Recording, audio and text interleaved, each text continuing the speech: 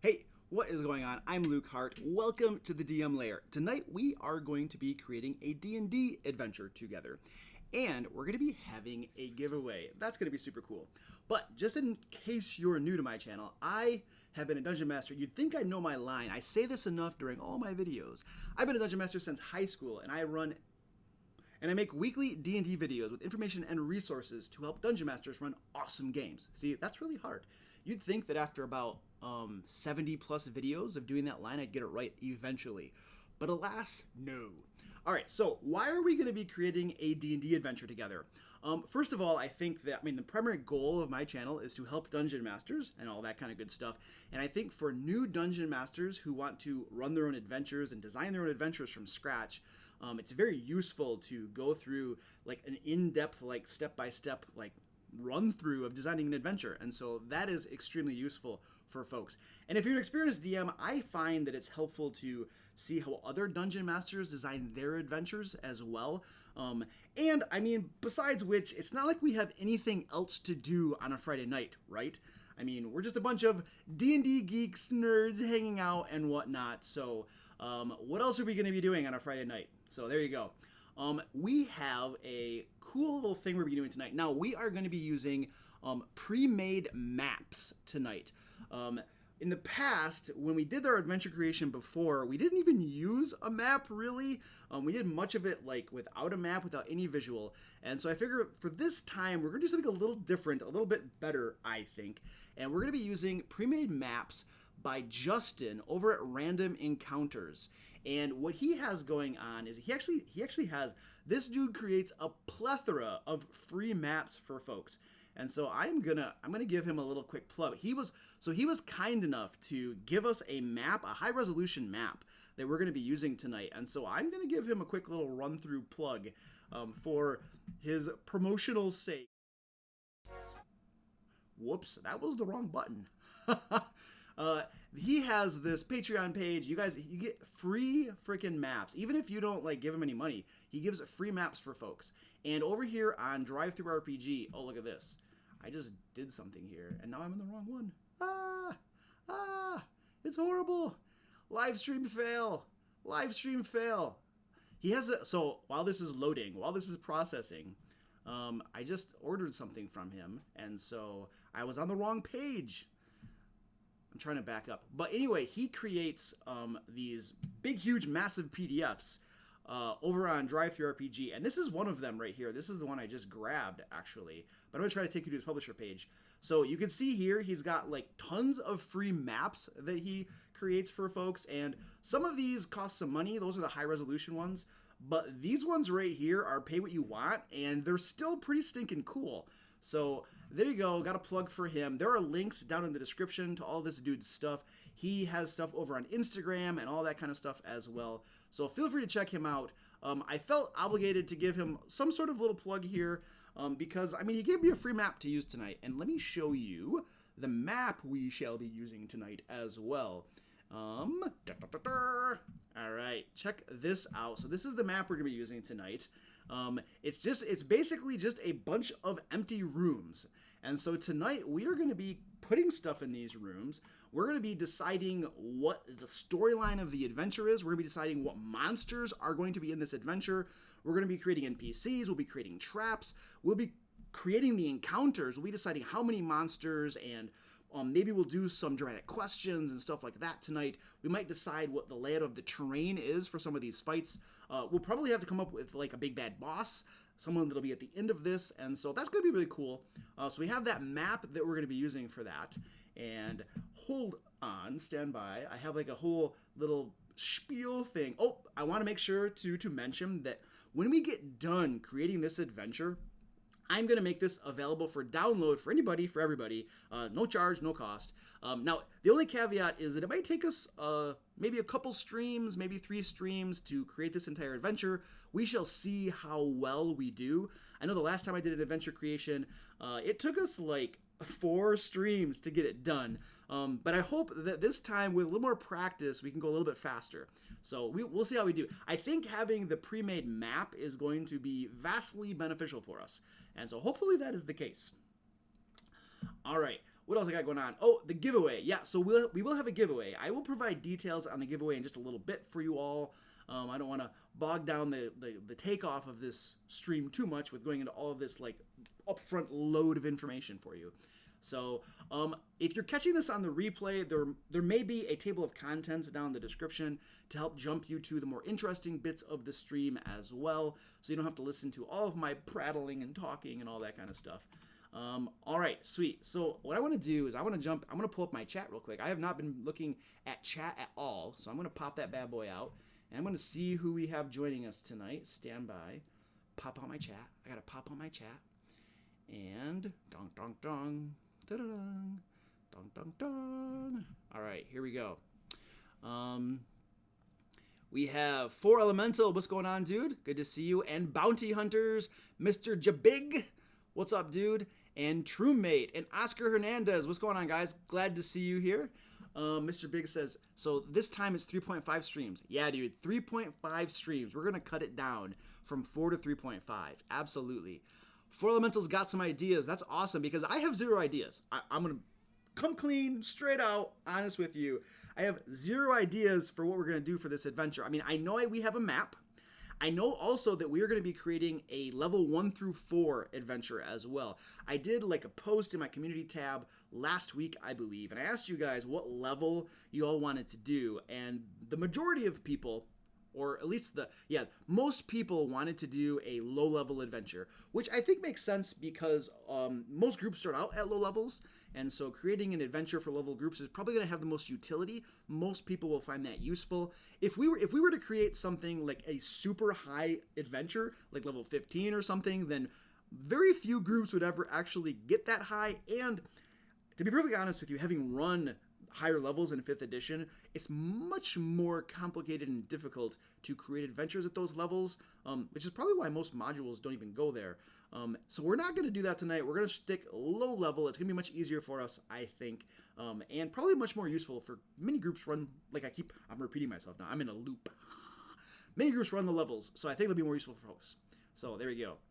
Yeah, we need a theme. I mean, we're going to, Bounty Hunter, we're going to be deciding themes and stuff like that. We need to know what the storyline is. We need to know, what the monsters are going to be, what the big bad is, and what his goals are, what he's doing and stuff. We have to decide all of that tonight. I don't have any idea for that. All I know is that I was about to take a drink of coffee, and I put it down. We have a map, and we have, what else do we have? We have the level range. That's all we have. And so we got to figure that out tonight. I'm going to take my coffee drink. It looks more like a castle. Well, yeah. What does it look like? Yeah, it looks like something or other. It originally had a title of what it was supposed to be, but I'm not going to tell you what the title is because I don't want to get us kind of like fixed into some certain way of thinking. Oh, I did want to mention too, guys, that I have adjusted the latency of my stream. I've made it like ultra low latency. The idea here is that we would be more close to like real-time chat without a big delay. The downside of that is you might have a little bit lower video quality. You might not be able to watch it at like super high res or something like that. So, but I figured that more like real-time interaction is probably more beneficial, and so we're going that route. We shall see how it goes. If my face is all blurry and stuff like that, that's probably actually better for you. So there you go. All right, one thing I wanted to mention before I jump in too much here is I want to just cover some of the basic elements of an adventure. Actually, you know what? I'm going to show you some things. Stand by.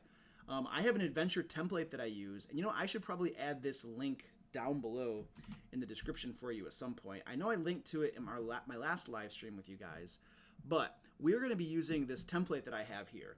And this template that I use has most of the main adventure ideas that we would want to consider in an adventure. We're going to talk about creatures, obviously.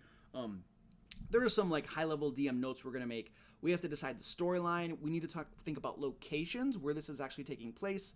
Now, sorry, that is the downside of a live stream. You can't edit that stuff out after the fact. We're going to talk about NPCs, maybe flesh out some key NPCs if we have any in the adventure. Random encounters are important. I like to have random encounters prepared ahead of time.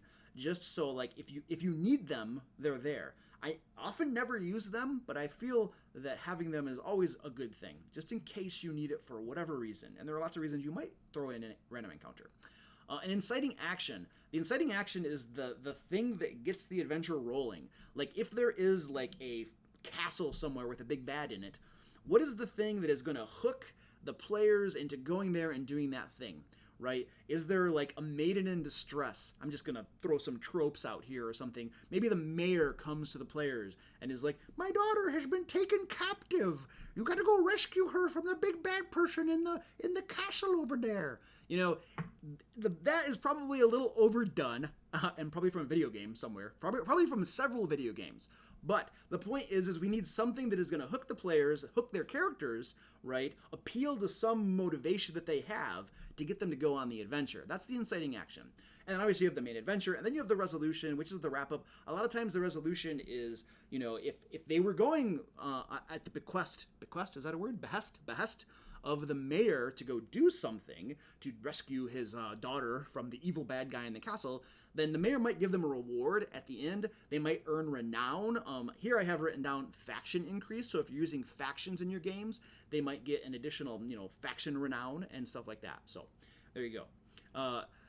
Joshua is in the house. What's going on, dude? All right, man. I'm glad you like the streams. I like hanging out with you guys. That's awesome. Joshua is the man.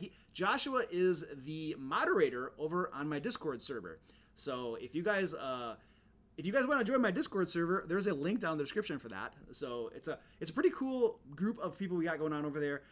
Just DMs. We have new DMs. We have veteran DMs. The whole idea of that community that we're growing over there is just to help each other out. Give each other advice, thoughts, opinions, to just talk about D&D or whatever. So it's pretty cool. We had a whole bunch of people join us this last week. It's really exciting. So anyway, Joshua is the sheriff over there. He is the law. So, you know, transgress against the rules at your own peril. I don't think we have a lot of big rules. Basically, the overriding rule is don't be a jerk. If you can follow that, you'll be okay.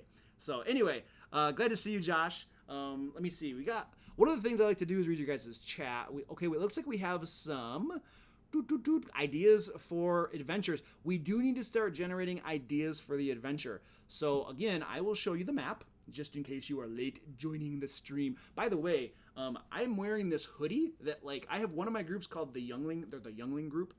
They're like, where's this stupid thing? There's a symbol of D&D on it that I wanted to show on the camera, and I can't. There you go. There you go. Get a good picture of that. Anyway, they gave me this hoodie, but it's warm. So at some point, this hoodie might be coming off. Anyway, that's not the point. The point was, this is the map we're going to be using. So if you're late arriving to the stream, this is what we're working with here. I don't know what this is. We shall find out what this is. But we will be creating an adventure based upon this map. So we need to start thinking about adventure ideas. And we are creating a low-level adventure. It'll be like level 1-4 adventure.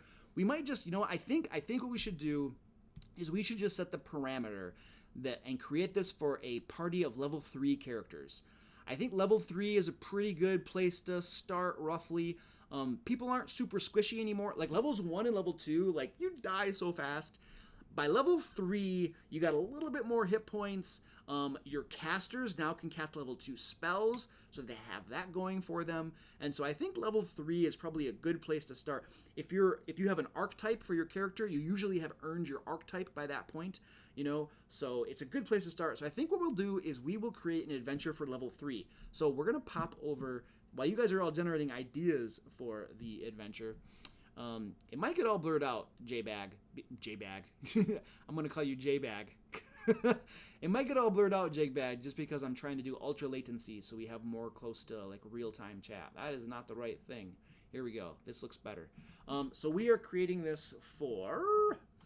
now, we're going to create it for 4 level 3 characters. Now, in my games, I have 5 players, and so I will always create my adventures for 5 characters. However, most modules create their adventures for 4 characters, so that's what we're going to do tonight, because they're the professionals, right? So they know what they're doing. Actually, most modules that I've read are pretty cool. I have some gripes, but that's not the topic of the stream tonight. All right, and then there's some other stuff here that we will have to decide. We don't need that note right there. I'm gonna put these things, highlight these because we'll have to come back to those at some point. There we go. We got that. That is decided. All right, sweetness. So we need ideas. We need to know what we're doing in this adventure, guys. So give me some thoughts down here. Mr. J-Bag's crying. He's crying because he can't see. Now, can you guys, I mean, I hope you guys can at least see the screen well. You know, like actually the stuff that I'm typing. I'll make sure I try to zoom in a little bit here. Because I definitely need you guys to be able to like read the typing on the screen. Let me know if the typing is really, really bad. So the template for this, I actually have a link to the template. Stand by. You know what I'm going to do, guys, really quick, while you guys are generating ideas for what kind of adventure we could run here, like plot, storyline, monsters, and stuff like that, I'm going to put this template, I'm going to put a link to this template in the description for you. I don't think I did that, and I want to make sure I have that, because this is pretty useful, I think, generally speaking, maybe, for folks. And so I'm going to put it in my Google Drive thing real quick for you, while you guys are all talking and figuring this out. So I know this is not too sexy to watch me, you know, do boring stuff here, but you guys can all figure out what the adventure's going to be about while I'm doing this. Because I already have it in Google Drive. I just did not put the link down below. And Josh brings up a really good point. It is useful to have this template, probably. It's not super fancy. There's nothing special about it. It's just a simple template. But, oh, that's too far. That's far too far. Here we go. Adventure template. I need to get a shareable link. All right. I think I just copied it. I'll copy it again. And now I need to go to my live stream, description, information and settings for my live stream. Stand by. Stand by. Generate ideas. Where rats? Ooh, where rats? Ooh, ooh, ooh, ooh. Where rats? Now we're gonna look at where rats because I have a thought off the top of my head, and it might cause us difficulties. We shall see.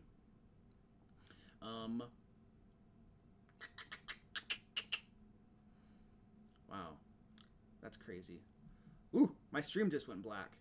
Oh, that's not good. Wait, it paused. Oh, that's not good. Did it pause for all you guys? Nope. I actually have the stream down on my iPad here, and so I'm kind of watching it. But it looked like it hung up or something, and I was afraid I'd broken something because I'm adding this description in here right now. So I have blah blah blah blah. All right, stand by. I'm adding this now. Okay, so free adventure template. Bam, bam, bam. Sorry, I know this is not super interesting. I try to keep my streams interesting, and I realize that me adding a link is not super interesting. But if you guys can stand me talking for 2 to 3 hours, then you can certainly stand my being silent for a moment.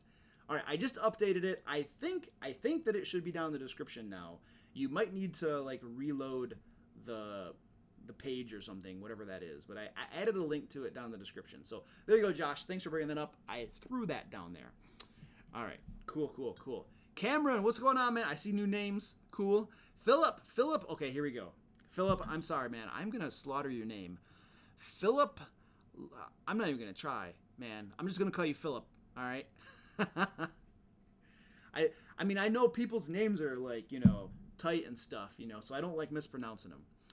So I'm just gonna, I know I can do Philip. And I got a bunch of ideas here, it looks like. So let's go through some of this stuff and see what kind of ideas we got. I'm all at the top. Now here's the thing. Before we start reading through ideas and before we start like deciding what we're gonna do and whatnot, there's quite a few of you on, all right? Lots of you are giving some really good ideas, okay? And if your idea is bad, I'm probably not going to say it's bad. I'll just, you know, not pick it. But anyway, lots of good ideas, and we can only pick one idea. And so that means that one of you is going to be the winner, and a lot of you are going to not get your idea picked. So I'm sorry about that, but we cannot create, you know, 20 adventures simultaneously tonight. So we got to pick one idea. That doesn't mean the other ones are bad. It just means that you didn't get picked, which might be a flashback to like recess in 5th grade. And if it is, I apologize because that's not my intention. All right, moving on. All right. Four Elemental says some cultists are trying to summon an undead beholder. Ooh. summon it or animate it. They might have. Oh, this is interesting. What if they could have a body of a dead beholder, right? Or possibly a skeleton of a beholder that they found, and now this group is trying to animate it as an undead beholder. There's an idea too. So a little twist, right? Or they could be summoning some sort of. They could be opening a plane. What plane do beholders exist in? There is a plane that beholders are native to, I believe. I forget which one it is. At least I know in the Eberron world, there is a plane that beholders are. There's this like plane of chaos, I think, Dreamland or something, that beholders are native to. And I think that beholders are native to a certain plane in 5th edition, or just like Forgotten Realms. You know, you know what? I guess this is like, adventure setting agnostic, so it doesn't really matter. But anyway, that's an idea for you. All right. Oscar says, my big bad is a war chief orc that wants to kill and plunder a great forest. All right, cool. So we got an orc. Orcs are great low-level bad guys. 3rd level is pretty cool for that. Cultists summoning an undead beholder. I can definitely see that. There are a bunch of incompetent cultists. Nice. Oscar has a one-shot tomorrow for 6 players. Awesome, dude. Then you probably already prepped and stuff, so it's not like you're gonna. Well, we're not gonna finish tonight anyway, but that's cool, dude. I was gonna say you could take what we come up with tonight and just buff it up a little for 6 players, but we're not gonna finish tonight for sure. And because I talk too much, it's already 8:20, and like we haven't really begun doing much besides thinking of ideas, and so. But anyway, that is not gonna happen. Well, they're a level 3 party, and greed is always a great hook. Yep, greed usually fits the bill. I have, it's interesting. I usually don't pitch monetary rewards and loot and stuff like that to my players. My players usually will go on an adventure, for honorable reasons to help the region or something like that. But I did have, I had a TPK a while ago, but the group came back with new characters, and none of their characters were motivated by the normal things, and they're grilling my NPC quest giver, why should we go on this adventure? And I had to promise them rewards for the first time in 2 years of gameplay or something like that. So it was kind of crazy. I was like, these guys have totally rolled up new characters. None of them want to go just save the world. I have to give them money. All right. Anyway, that's why our streams take so long, because Luke goes on massive tangents. Truemate says undead or others are attacking the neighboring towns and have been seen heading back in the direction of the old castle. Yep. So we have an undead. I mean, the cultists could be, serving there could be a necromancer with cultists. They could be, what's the god of death?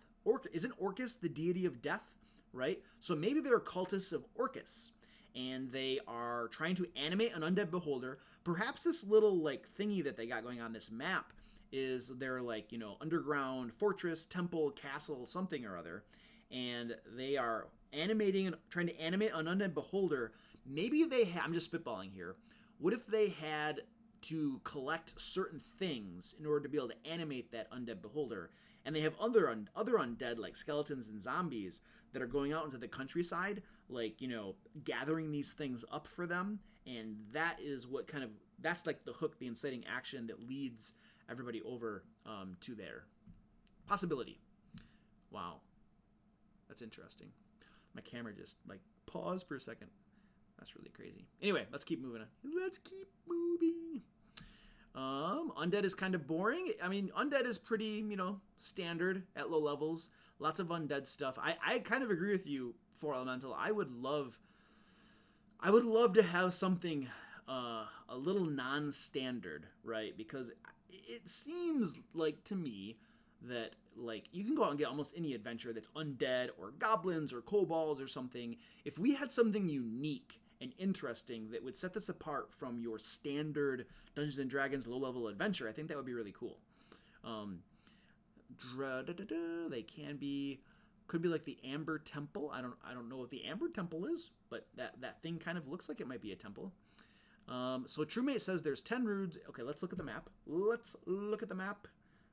Come on, you can do it. Oh, my computer's going slow. It's so horrible. It's like I'm clicking on stuff and it takes a second or two. All right, so here's our thing. And Truemate was saying there's 10 rooms. Are there 10 rooms? There's roughly 10 rooms. I didn't count them. including the entry hall. Yep. If we're going a beholder route for each eye stalk. Oh, that is interesting. Dude, that's a really cool idea. The stinking map even looks like a beholder with eye stalks. I like it. You know, we are building a pretty solid case for a beholder or an undead beholder.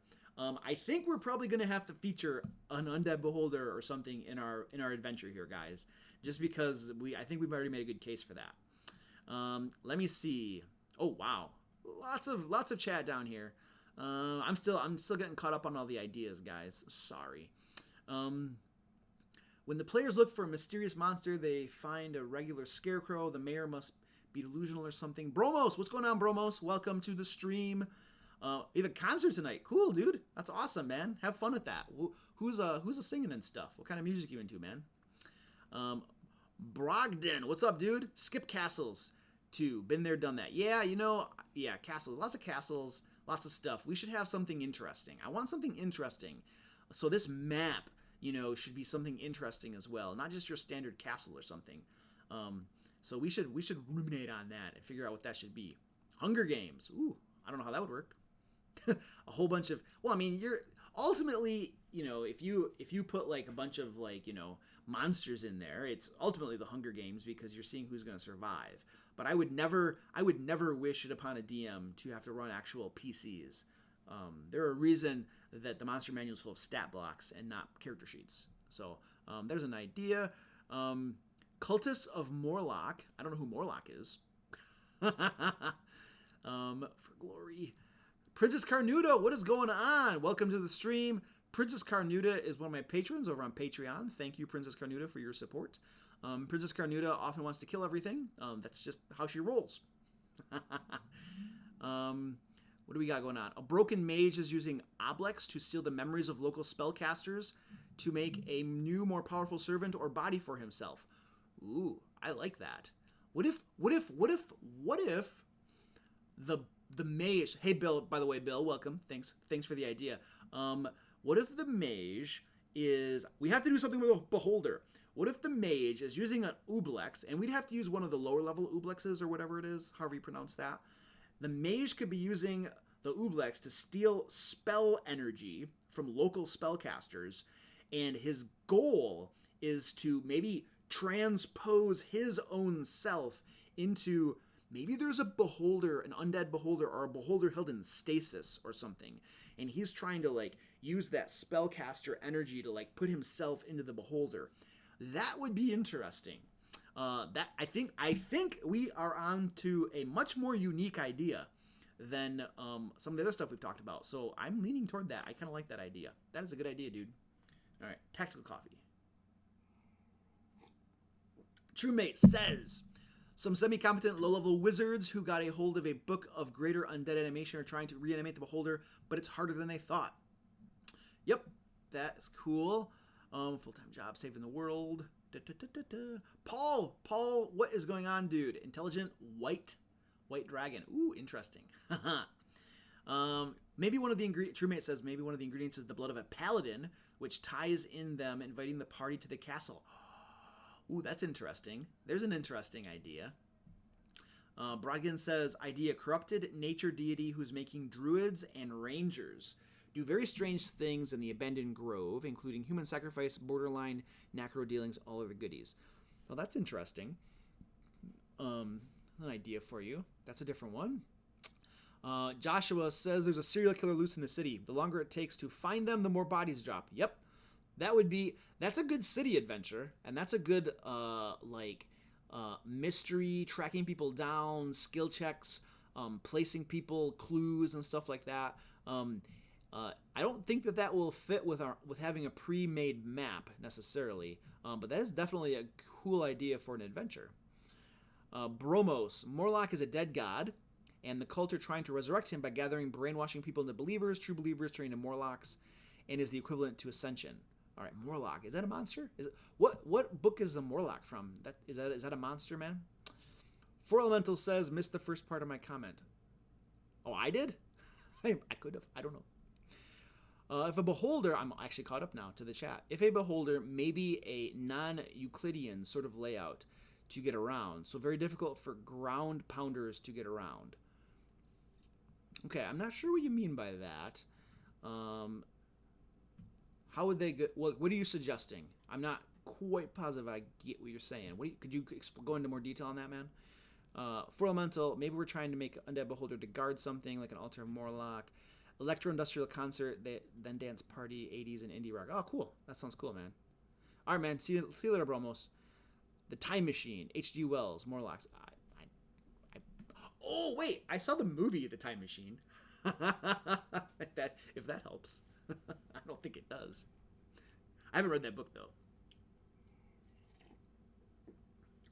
All right, the necromancer is trying to put his soul into the beholder. All right, so let's get some. I'm gonna pull up the monster manuals. All right, let's look at beholders. Beholders, our standard beholder. So our standard beholder, ladies and gentlemen, is a CR 13. That means that there is no way we will be putting a party of level 3s against a CR 13. That would be destruction and chaos.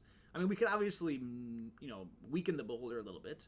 We have a death tyrant. Oh, this is even worse. That's a CR 14, and a spectator. Ooh, a spectator. That's a CR 3.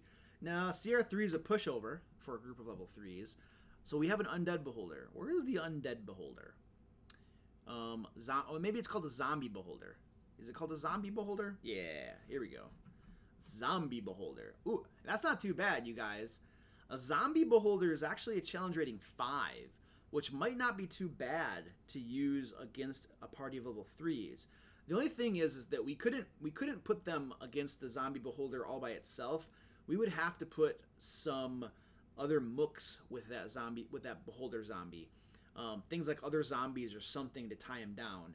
And you'll notice too that, actually, oh my gosh, holy crap.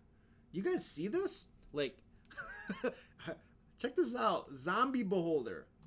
I'm going to zoom in on here so you guys all can see this. It has a disintegration ray. If you fail your save, you take 45 damage.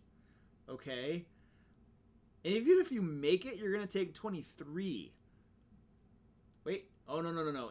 If you make your save, you take 0 damage. Okay, there you go.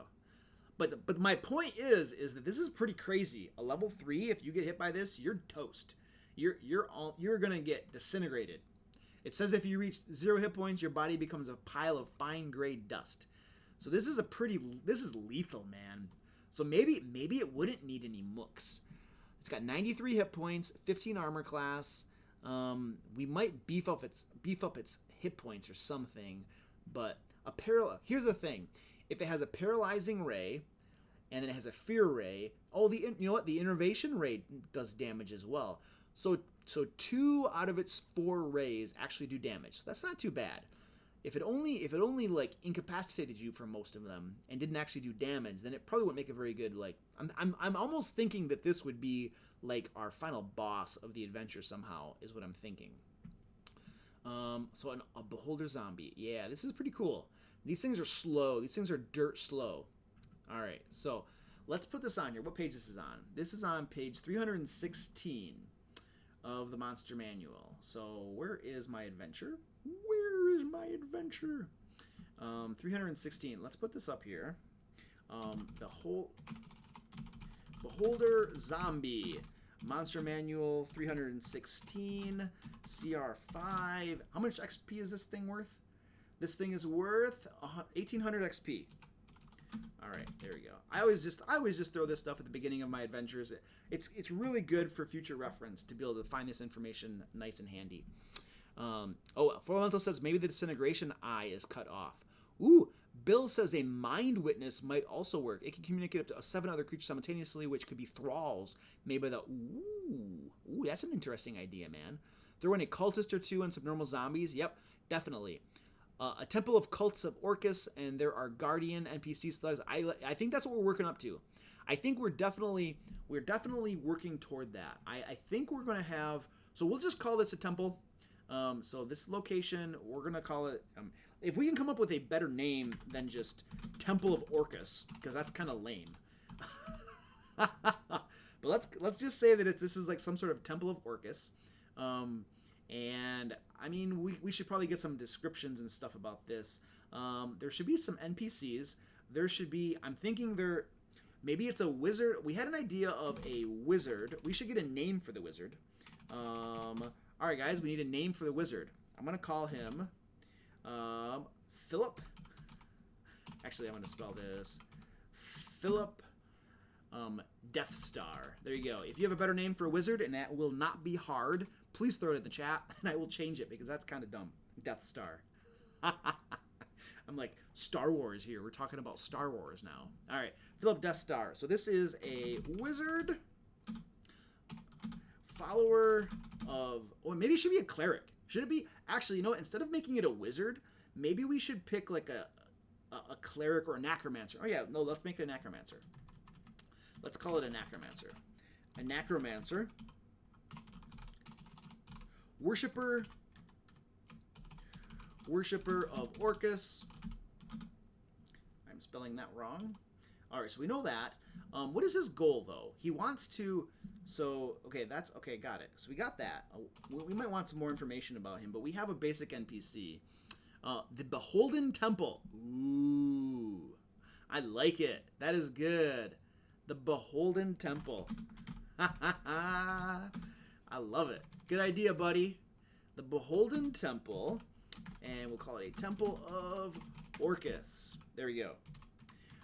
One thing we're going to do here is, let me see, we're going to make the Beholden Temple. One of the things we do here is we need to make like some basic information about this. So things like doors, floors, ceilings. One thing I want to make about the ceilings, whoop, that's not the right button. That's not the right button. Ceilings. Because the beholder is really slow, we need to make sure that the beholder can kind of stay out of range of some of the, I mean, he can't, if he is at ground level, he's going to be at a severe disadvantage being as slow as he is. So we need to give him the advantage of being able to fly fairly high. Not so high that they can't hit him with, like, you know, ranged attacks and spells, but we don't want him to get surrounded and pounded.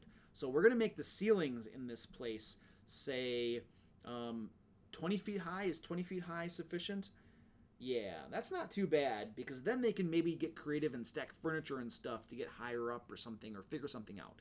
So let's say that the ceilings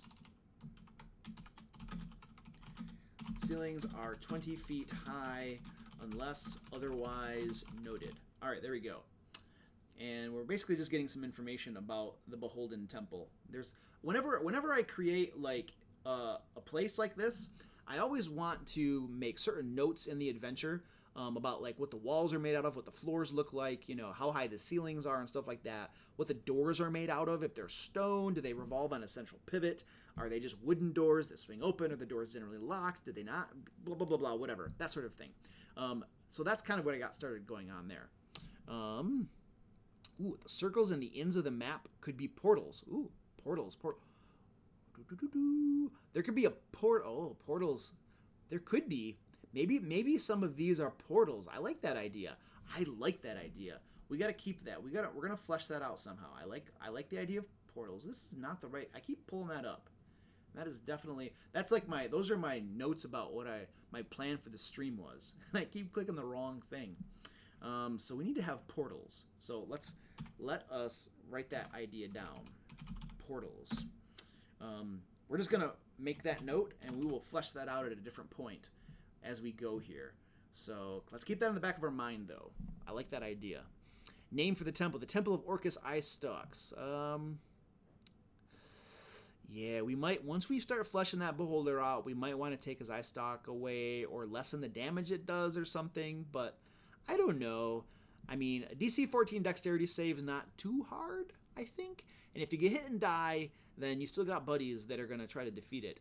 It might be a TPK, though. That's pretty hardcore.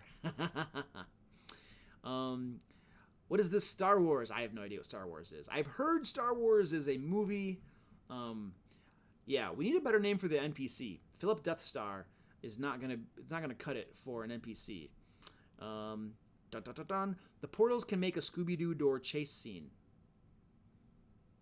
I've not watched a ton of Scooby-Doo, but I can imagine what you're talking about. So that's not too bad. All right, Mind Witness. Oh, we were looking. Oh yeah, Bill had an idea for a Mind Witness. We should take a look at that.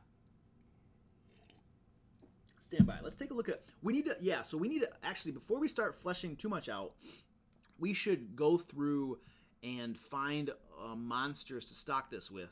And so we kind of have a good selection of monsters. We had mentioned Ubelix as well, so we want to grab that guy. Mind Witness. Something tells me that's in Volo's. Mind Witness. Volo's Guide. Yep, there it is. Volo's Guide to Monsters. Mind Witness. The Mind Witness. Well, the Mind Witness is a CR5 as well. Ooh, nice. Multi-attack, tentacles, blah, blah, blah, blah. Ooh, it has rays as well. So this is an aversion ray. I'm just going to read through what these kind of do to get an idea. A fear ray, a psychic ray, that does some damage. A slowing ray, oh, that's cool. A stunning ray, that's cool. Telekinetic ray. So there's actually only one of its rays that does damage. The other rays simply like mess with you. Slow you down and stuff like that. So if we were to use a Mind Witness, here's the thing. A Mind Witness definitely makes that less lethal because an Undead Beholder would be crazy powerful. But the Mind Witness, he would have mooks that would be doing all the damage. The Mind Witness would basically just be like, inconveniencing them and making them more vulnerable to attacks from all of its like mooks, and I keep using the word mooks, all of its allies and thralls. If it has thralls, it could actually, oh, that'd be great. It could have thralls. Yeah, that was not my idea. Somebody else had that idea. It does some tentacle damage. Actually, that's a good amount of tentacle damage. Holy crap. It can make 2 attacks, one with its tentacles and one with its bite. It actually does enough damage to kill a level 3 character outright if it hits him with both of these. Oh, wow. And if you get hit by the tentacles, kind of like a beholder, not a beholder, kind of like a mind flayer, obviously, because a Mind Witness is a cross between a beholder and a mind flayer. You have this intelligence save, which most people will probably fail. Sorry, I just choked on myself. I don't know how that happens. An intelligence save or be stunned until the grapple ends. So it's horrible. Actually, the Mind Witness is pretty nasty once he gets into melee. Just his eye rays themselves don't do a whole lot. So my cats are killing each other. That's awesome. They're fighting over the sofa. The sofa's huge. Why are they fighting over the sofa? All right, let's get moving here. You know what? I think we're gonna go with Mind Witness. I think I like Mind Witness better than just the Undead Beholder because the Mind Witness is going to make the final fight more interesting, right, and tactical for everybody, I think, whereas the Beholder Zombie is just going to be straight up kill fest, I have a feeling. So we're going to swap that out for a Mind Witness, which everything's pretty much the same. It's on page 176 of Volo's. So let's pop over there. We're going to change that. I like that idea better. Mind Witness. Volo's Guide to Monsters, 176. You know what I didn't do, guys? I did not give you details about the giveaway. We are like, 45 minutes into the stream, and I teased you all with the idea of doing a giveaway tonight, and I have not given you any details about the giveaway. So we should probably do that. Let me give you some interesting, give you the details about the giveaway. So first of all, first thing you should know about the giveaway is that there will be, and I'm kind of reading from my notes here, so there's going to be 5 winners of the giveaway. 4 people are going to win maps of a Kickstarter that's going to be coming out, I think, in April. My buddy DM Dave and then Justin from Random Encounters are doing a Kickstarter called The Secret of Forsaken Peak. And that Kickstarter is going to be coming out, I think, in April-ish or something like that. And the 4 people are going to win, actually all 5 people will win the maps, the high-resolution maps from that Kickstarter. And I will show you in just a second here those maps. I have like a sneak preview for you. They're actually really cool looking. And those maps, obviously, you can use those maps to design your own adventure, whatever. They're pretty cool. Now, one grand prize winner is going to get 20 tactical tokens from my bud Dave over at tacticaltokens.com. And let me show you all of this stuff. I have like pretty pictures and stuff of these things. So the first thing I'm going to show you are the maps that you could win if you're one of the lucky winners. Here we go. My OBS is going slow tonight. You know what I should do? My whole system's going slow. I should close down some stuff. I have like a whole bunch of junk like running that I should close down. I should close down my Discord. Everything's slowing down. Yeah, before my whole computer crashes, I need to like close some of my junk that I got going. Sorry guys, stand by. Usually I shut all this junk down, but for whatever reason tonight, I did not. So I should probably shut down my Discord once it wants to come up. Everything is just kind of frozen here. Can you give me, oh my gosh. Sorry. I'm like clicking it and it won't come up on screen. You know how it works. Your whole computer just starts running slow and nothing, you're just waiting and waiting and waiting. Stupid piece of junk. Come on. Sorry. Oh my gosh, it's freezing. I'm trying to tell you about a cool giveaway and my computer's like not responding. Discord's not responding. It should just crash. Just crash and get it over with. Stupid piece of junk. Because it's taking a bandwidth on my computer. I'm sorry, guys. This is what you get. This is live. I can't edit this. It's messing my junk up. All right. There we go. I got that taken care of. And then I'm gonna go into standby. Oh, that decided to do that. I'm gonna close something in Chrome as well. Can I close? I can close my email. I don't need that. And I can close Google Drive. I don't need that. See, it's still stupid junk going slow. Google Drive. Goodbye, Google Drive. There we go. That'll be a couple fewer things running, taking up bandwidth. Let's see if that helps. I don't think I can close anything else. I think I need everything else running. All right. Anyway, here we go. Let's do this. These are the maps you could win, guys. I'm sorry for the delay. Here's one map here. It's pretty cool. This is like a hex crawl type thing. So this is like an overland map that you could use for something, right? That's pretty cool. And then we have, come on, baby, you can do it. So here is like this is like what they're going to be doing for their Kickstarter. I mean, their Kickstarter is going to be like a mega dungeon type thing. You can see here there's going to be tons of levels to it. So this is pretty cool. This is pretty sweet.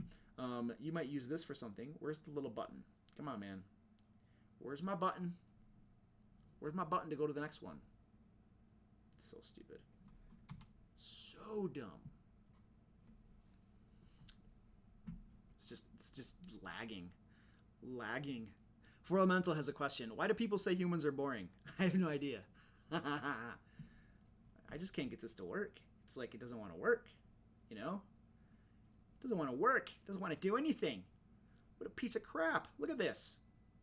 It has no idea what it's doing. Oh, you know what? It won't work because I zoomed in. What a piece of junk. This is me struggling. This is me struggling in front of hundreds of people. I wish I had hundreds of people on my stream. This stupid piece of crap, man, I swear. All right, I'm just going to close it. We're going to open it up again. That's not what I want. Go away. Go away. Go away. Go away. All right, here we go. Here we go. I have maps. We're going to try this again. We're going to restart from the very beginning. It's like, you could just, you could have done this the first time and just worked, You could have done that. It could have been great. There we go. Here we go. Bam! That's what I wanted. I wanted the little clicker arrow so that I could go through the photos. All right. Luke's getting worked up. Anyway, I talked about that one. Check this out. This is level 1. This is level 1. Look at all these stinking, areas and stuff. And this is pretty cool. This is not just some, lame-o square map. You know what I mean? This has actually got some cool stuff to it. So that's pretty sweet. I like that. Here is some like underground lake type thing with a fortress and then other tunnels and stuff. I mean, this is sweet. I would zoom in, but that's what happened last time. I zoomed in and then I couldn't click through it. Here's the level 3. So, I mean, you guys can see that there's some pretty cool maps here. Lots of cool maps. You'll get the high resolution maps, 5 winners, high resolution maps, blah, blah, blah, blah, blah.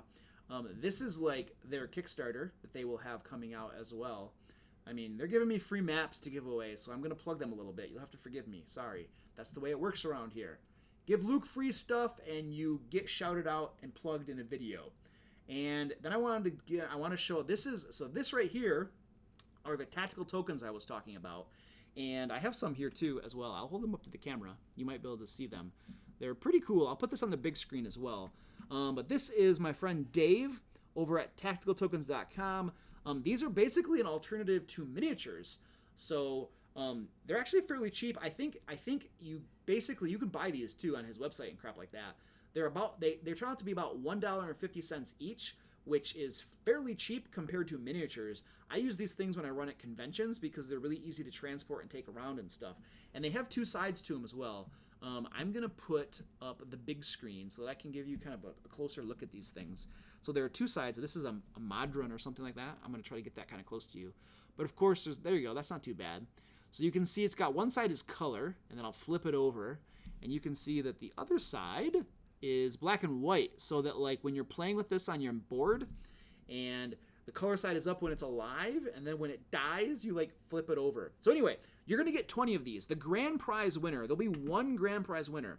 The grand prize winner will get 20 of these things, which is basically enough to play D&D with, because you'll have enough for your PCs, and you'll have enough for monsters. And so if you don't have minis, these would be awesome to have. I like these. I have a bunch of these things. I got tons of these, so I'll be doing lots of giveaways with these bad boys. Oh, and you will also get, check this out. Check this out. You're going to be getting, the grand prize winner will get some of these with my logo on it as well. So that's pretty cool. Dave was awesome enough. Can you give me some focus? There we go. There's focus. There's focus. Dave was awesome enough to give me a bunch of these things, and I'm all blurred now. My camera's got to focus on my face. Dave was awesome enough to give me a bunch of these, and I also backed him on Kickstarter. So there you go. Anyway, that's what you're going to be getting for the giveaway. Let me see if there was anything else that I was supposed to mention about the giveaway for you. Okay. Yeah, there's a couple important things about the giveaway. I'm taking a long time to talk about the giveaway. This is unfortunate. I'm long-winded. The giveaway is going to close on Sunday, February 3rd. That's this Sunday at 11:59 p.m. It's only going to be open to those on the live stream and obviously those that watch the replay in the next few days. Down in the description, there is a link to the Gleam site where you can enter the giveaway, and there are lots of different ways to get entries on the Gleam site. I do want to mention, though, that you will have to enter the secret word in order to be eligible for the giveaway. Now, I will be telling you what the secret word is sometime tonight on the live stream. So, if you enter like some bullcrap answer for the secret word, I'll just disqualify you, right? So make sure you get the secret word, and I will kindly thank you all for not like typing the secret word in the comments, like on the whatever after the on the what do you want to call that? What am I trying to say? On the replay, because really you're just going to be lowering your own chances to win if you give away the secret word. But whatever, who cares? Anyway, 5 winners. All of you guys are going to get those maps. One of you is going to get a bunch of those tactical tokens from my buddy Dave over at tacticaltokens.com. And yes, I'm plugging these people because they're giving me free stuff to give away to you.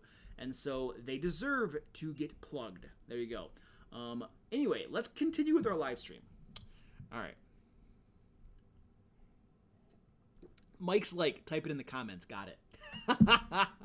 Welcome, Mike, to the live stream. Monkey Work. What's up, Monkey Work? How you doing? All right. Ooh, TrueMate has a name. TrueMate named our villain. Let's see. Let's put this over here. Stand by. We have a name. Instead of Philip Death Star, our Necromancer villain is now going to be called Malik Fargazer. I don't know if you were trying to name our villain or if you were talking about something else, true mate, but you just named our villain. So there we go. Oh, Brodkin says Discord does not want you leaving. Yeah, no kidding. It's like, you gotta stay here. Necro Dancer. All right, anyway, let's continue on, guys. We need to do some stuff. We have a Mind Witness. We need some cultists. We need, like, low-level cultists. I think there's actually a cultist in the monster manual. And it's getting kind of warm, so this hoodie might be coming off kind of soon. Oh, that's right. Josh, I don't know if you're still on, but I might be doing a, what is that thing called? Oh, a dab. Yeah, I might start dabbing tonight. Josh liked my dancing in my last video, so I might do some dabbing tonight, do some dancing. What were we doing? See, here's me getting distracted again. This is why it takes us forever to create adventures around here, because I get distracted. We're going to go to the non-player character. We're looking for a cultist. An acolyte. Well, that's interesting. Those guys are wusses, though. Look at these guys. Those guys are wusses. Oh, they do have some spells, though. That's interesting. Bandits, assassins. Where's the cultist? Cultist. Cult fanatic. That's what we're looking for. Oh, here's a cultist and a cult fanatic. Ooh. A cult fanatic. We're going to use both of those because the cultist is like the low-level dude, like super, super low-level. Pretty easy. And the cult fanatic is a CR2, so that's interesting. So let's jot this information down. What page is this on? The cultist is on, so it's 345, 1/8, 25. All right, stand by. That's not the right button. Not the right button. So we got a cultist. Monster manual. See, I forget the name. I forget the page already. 345. Monster manual, 345. It is a CR 1/8. How much hit points? How many hit points? Not hit points. Experience points. 25 experience points. 25 experience points.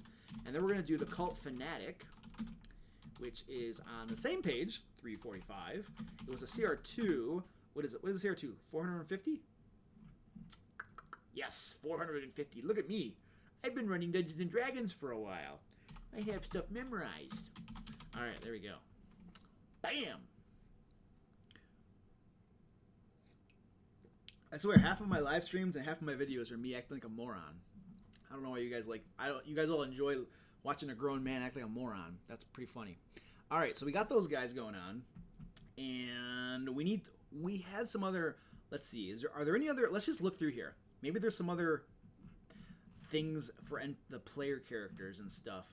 What about somebody beefier? So check this out. I'm just spitballing here. The Cult Fanatic is, well, he's a CR2. Yeah, because these guys are like, they're not the boss guys. Who's our boss guy? You guys. Whoa, you guys. We need this Necromancer. We need a stat block for our Necromancer right here. Is there a stat block for a Necromancer somewhere? Does somebody know? If you know, let me know in the chat. I think there was. Either I made one up. It might have been a custom one I made at some point in time, but I know I was using a Necromancer. There might be. Oh, there is a Necromancer in one of the modules. I don't want to link to a module though. It's pretty high chance that somebody won't have a module. If we're using monsters from the Monster Manual and Volo's Guide, I'm pretty confident that people will define those. But most people are not going to have access to modules. Not a specific module that we're going to like pull something from. A thug, that's interesting. A Necromancer. Does Volos have a Oh, Volos has non-player characters. Oh, Necromancer! Necromancer! Oh, that's a powerful Necromancer. We can't put that in the game. That's a CR9. That would like destroy everything. So we can't use that Necromancer. What could we use then? Maybe there's a mage. I know there's a mage. Let me do some scrolly action back to our mage. That's a CR6. That's a possibility. Ooh. You know what? Could they take on a CR6? Cone of Cold? Nope, that'd kill them. We don't want to do that. Maybe there's some sort of... Oh, there's a priest. Priest or a berserker, an assassin, an acolyte, an archmage. Acolyte. Ooh, an acolyte. That's really weak. We need a stat block, guys, for our main villain. Come on, guys, help me out. Cult Fanatics can cast... A mage is a CR6. I'm just concerned... I'm concerned about the CR6 mage being like too powerful. You know what I mean? We could, well, you know what we could do. Oh, that's absolutely the wrong button. What we could do is we could just nerf him a little bit. We could like power him down or something. Yeah, we could take away some. If we took this same mage and just didn't give him 3rd level or higher spells, because what I'm envisioning is this mage would like maybe they'd fight him a little bit, but once they reduce him to 0 hit points, that's when he transfers into the Mind Witness, and then that Mind Witness is animated or something.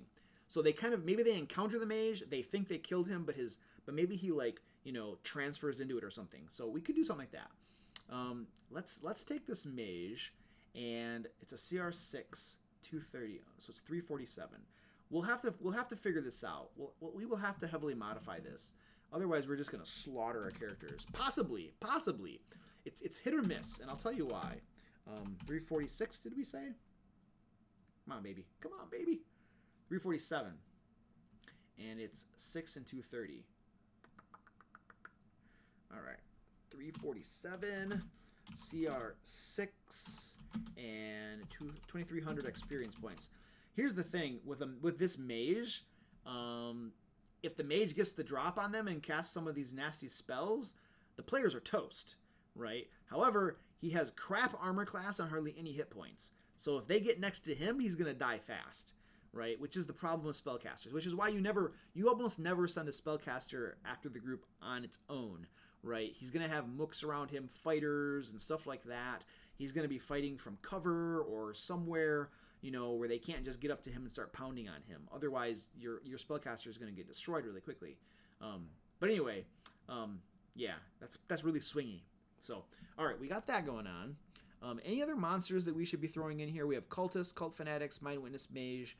We could just start building out some of these rooms, and then as we go, we'll decide if we need to pull in some new monsters.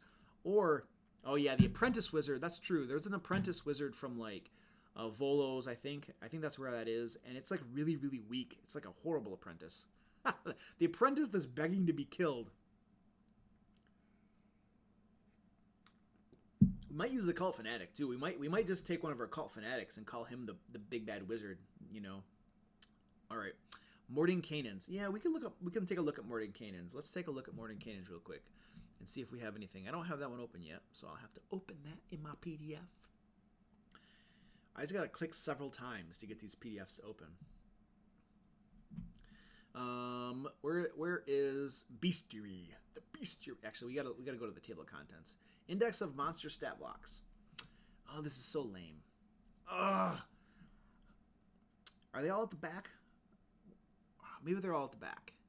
Maybe the bestiary is all at the back. Are all the NPCs at the very back like they are in previous bestiaries? Nope, they're all alphabetical. So it used to be that we put all the non-player character like things at the end, but Mordenkainen's, they decide we might just mix them all in, unless they didn't do any. It's possible they didn't do any for Mordenkainen's. I don't know, but I'm not gonna scroll through here and try to find stuff just because they decided to organize their books differently. So, all right, I'm a technical writer for my full-time occupation, so when I see lame organizational problems like that, especially when there's inconsistency from one book to the other, it's really weird, we'll say. Anyway, moving on. Crawling hands. Ooh, yes, crawling hands. We should have some crawling hands. A box full of crawling hands in a trap. Where am I looking? Monster manual. Crawling hands. Where is that? Crawling claw. Apparently it's called a crawling claw. So these things. But if you had a trap of these where they spring the trap and then a bunch of crawling claws like fall on top of them, or there's something that they open, right, and then crawling claws just kind of like come out at them or something, that could be really cool. So we should have some of these. I like these things. Crawling claw, page 44. 44. Crawling claw. Monster manual, 44. What was it? CR0? I think it was like a CR0. Where is that thing? Yeah, CR0, 10 experience points. We should do something with that. Oh, zombies. Why don't we have zombies? We have like a you guys, we should at least do some sort of undead.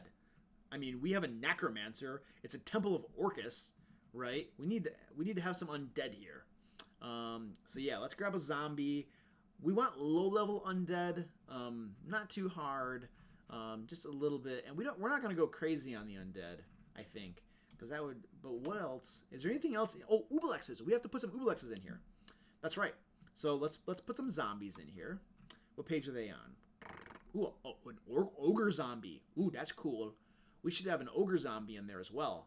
This is actually one of the things that I really like about running modules is they usually have a wide variety of monsters in them. And then they have like a dungeon ecology established, which explains why they're all there, if they're a good module.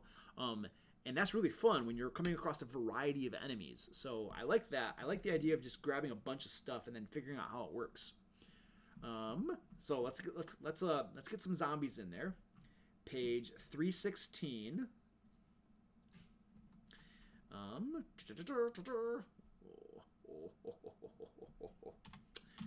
Zombie Monster Manual 316. CR what? CR what? CR 1/4 50 experience points. Oh, automatic formatting. I don't want automatic formatting. I'm being very kind and putting these all in ascending order of difficulty as well on the screen, if you did not notice that. That is the technical writer in me. The drive for order and organization and stuff. All right, what was our other thing? We wanted to have an ogre zombie. So this is a CR2 450. Alrighty then.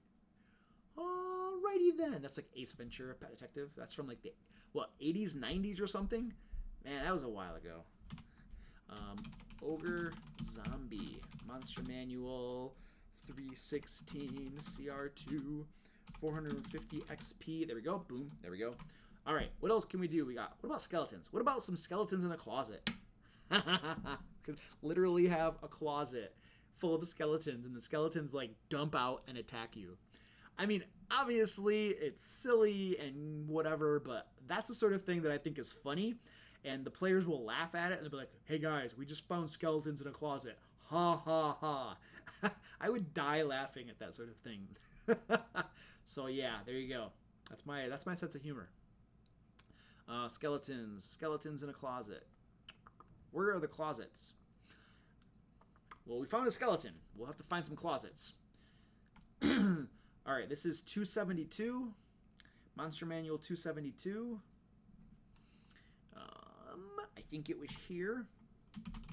Skeleton, Monster Manual 272. What was the CR on those bad boys? The CR was 1/4 and 50 experience points. 1/4. Watch this. Automatic formatting. Did it again. All right. Bam. All right. We got to start on monsters. If you guys... I haven't been reading your chat, but if you guys get ideas for... Ooh, Vampiric Mist. Vampiric Mist. Vampiric Mist. Good idea, dude. All right. A ghoul. Ooh, a ghoul. That's a good idea. More undead are required. The ceiling opens and a rain of crawling claws. All right, well, here we go. We're gonna make a note here. We need to make a note for a trap idea, because otherwise we're gonna forget this, and that's not cool. Crawling claws drop from the ceiling. There we go. We will flesh that out later. I just want to throw a note in here to make sure that we get that, because I think that's a really cool idea. Scarecrows are technically undead. Absolutely, dude. And a ghoul. So we got ghoul, vampiric mist. I like the vampiric mist idea. We're definitely doing that. That is like a classic D&D monster, my understanding is. From somewhere classic. Which would be an original book or something. A ghoul. Let's find a ghoul. Ghouls can be nasty too. A ghast. We're not doing a ghast. We're just doing a ghoul. Yeah, a ghoul's pretty nasty. CR1? Oh yeah. A couple of those, 3 of those would be a nice challenge for the party. So 148. Ghoul is on page 148. It's a CR1. All right, let's go back up here. You know what I should do? I should get... Oh, come on, man. Let's go. Let's go, dude. What are you doing? There we go. I need to get my like table of contents. Helps me jump around. Ghoul, monster manual. I forgot the page. Ghoul. 148. I can read. Congratulations. He can read. All right. There's our ghoul. And Morning Canaan's 247 has Vampiric Mist. So let's look at Vampiric Mist. Morning Canaan's. Oh, there's the Oblex. I think I was saying Ublex, which is not the right pronunciation of that. Oblex is probably how you do it. What page was that, dude? 247. We'll come back to that in a second. Vampiric Mist is cool. That's definitely undead. Ooh, they're former vampires and stuff. That sounds sweet. I mean, so I could just lie down with like these monster books and just read them all night long, and then have 1,000 ideas for adventures, you know. Anyway, Vampiric Mist is 246. All right. Wait, what level was that? Level 3. All right. Vampiric Mist. This is Morning Canaan's Tome of Foes, page 246, CR3. What's a CR3 got? 700 XP.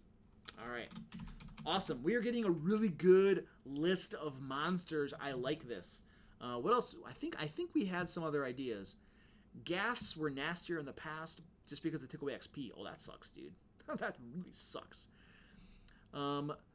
Brodkin says, what about some random adventurers that tried defeating the monster and got turned into thralls or mind-controlled people? Yes.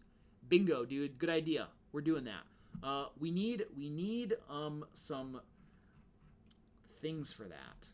So, you know what? Let's do a thing here. We're in our main adventure. Encounter ideas. I'm gonna make a little thing of keeping notes on this so we don't miss this. But former adventurers turned into thralls. So one of our rooms will have that in it. So I have a note for that. I keep saving this so I don't lose it all. So we need to find some stat blocks for that. I think we're going to go to the Monster Manual, and we're going to go to the very end, and we're just going to pull a few things for that for us to use. We're not going to use PCs. That's crazy for a Dungeon Master to try to run PCs at his game. So we're just going to pick some cool Acolyte. There you go. We could use Acolyte. So an Acolyte is 342. You know what I need to do? All right, here. Yeah, I need to do that. Something there. All right. Acolyte. Probably spelling that wrong. 342. It's a CR something. What's the CR for an Acolyte? 50. It's 1/4 and 50. 1/4. Auto formatting strikes again. So there could be an Acolyte. So this would be a former adventurer. I'm going to make a note up here so we know what we were planning on using this for, because this is going to take several streams, and when we come back to it, we're going to wonder why did we have an Acolyte in our monster list, and what else can we use for the former adventuring party? There's a priest in here. Oh, a bandit. Ooh, a bandit might not be too bad. Those are really wussy. Really wussy. A bandit captain's a little bit better. A berserker. Ooh, a berserker. That's not too bad. Berserkers are hardcore, man. 67 hit points. That could be like that could be one of the leaders of the former adventuring party. Let's do like a berserker. This could be pretty hard. Yeah. Let's do a berserker. I like that idea. What page is a berserker on? Stand by. 344. All right, let's go into there. It's a CR2. Berserker 342, and it is a CR2, 450 XP, and I want to make a note that this is one of our former adventurers. All right, and we're gonna pick one more stat block that could be a former adventurer. An Acolyte can cast some spells. I feel like we need like a roguish type character, somebody who can do some like little backstabby stuff. So let's see if we can find anything. What would be like a backstabby? I know we had a bandit. Bandits don't like do a whole lot. Is there something in here that would make a good roguish type character, but very low level? It's got to be low level. It can't be super powerful. A priest, that's pretty high. A scout. Oh, there we go. A scout. Perfect. Perfect. We can use the scout right here. Page 349, the scout. Awesome. Oh, wait. What level is the scout? It's 1/2. There we go. Scout. Monster Manual 349. CR. Come on, baby. What are you doing to me? You're killing me. CR1. Oh, auto formatting strikes again. Oh, there we go. And how much XP is that guy? 100 XP. There we go. 100 XP. Bam. And oh, whoops. I'm bumping stuff. And this is our former adventurer. Awesome. We don't want to have more than 3 stat blocks for the Dungeon Master to run in a single encounter, which is, as a general rule, that's probably my limit. I don't like to run more than 3 different monster or whatever types in one encounter, because then things get much more complicated for me. And so that's why we're limiting it at 3. Boom. There we go. A cleric would... Oh, you're right, Brodkin. He says a cleric would fit the intention of them trying to cleanse the place. Yep, so what we're going to do then is we're going to replace the berserker with the cleric, because a cleric is a CR2 as well. That's a good idea, buddy. See, this is why I don't do this by myself, because you guys have better ideas than I do. I'm just picking garbage. Here it is, a priest. Okay, a priest is on page 348. So we're going to change that from berserker to a priest. Awesome. Good call, man. Priest. There we go. Awesome. So a priest, some scouts, and some acolytes. Now we need some like frontliners. Whatever. We can make it work. Who cares? We'll just use lots of scouts. It'll be 1 priest, 1 acolyte, and then the rest are just scouts. You know, that'll be good enough for the former adventuring party. Oh wow, what is this? Forlemental says, let's see. During the day, some undead shambles toward town. The militia of local town gets ready to fight them off. Yep, vampiric mist. Silver hurts them. Somebody said were-rats way before. The only thing with were-rats is they are immune to non-magical damage that isn't silvered. And the chances of a level 3 party not having a way to hurt them is kind of high, I think. Unless they all already silvering their weapons at that point. So that could be a really hard encounter for this level. Just an idea. The temple is in a cornfield, and scarecrows in it. The field will attack if corn. You know, that's a good idea. The approach to the temple is in a cornfield or something. I like that idea. So before they get to the temple, we're going to be the temple approach. We just have our first encounter. Good job, man. The temple approach. The temple is situated in unkept. Oh.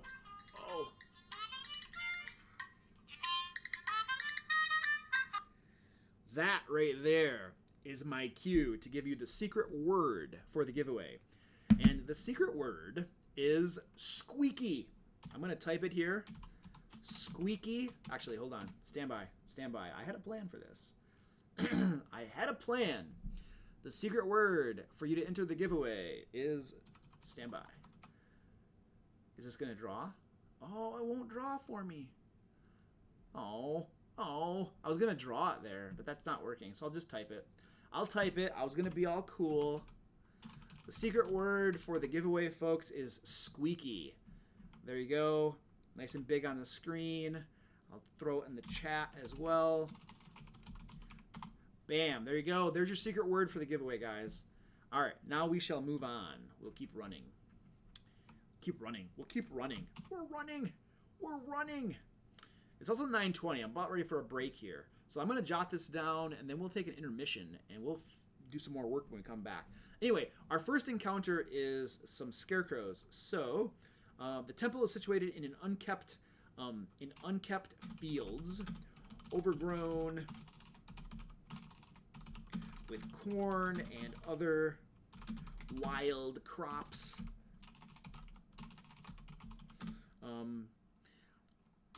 There is a plethora of scarecrows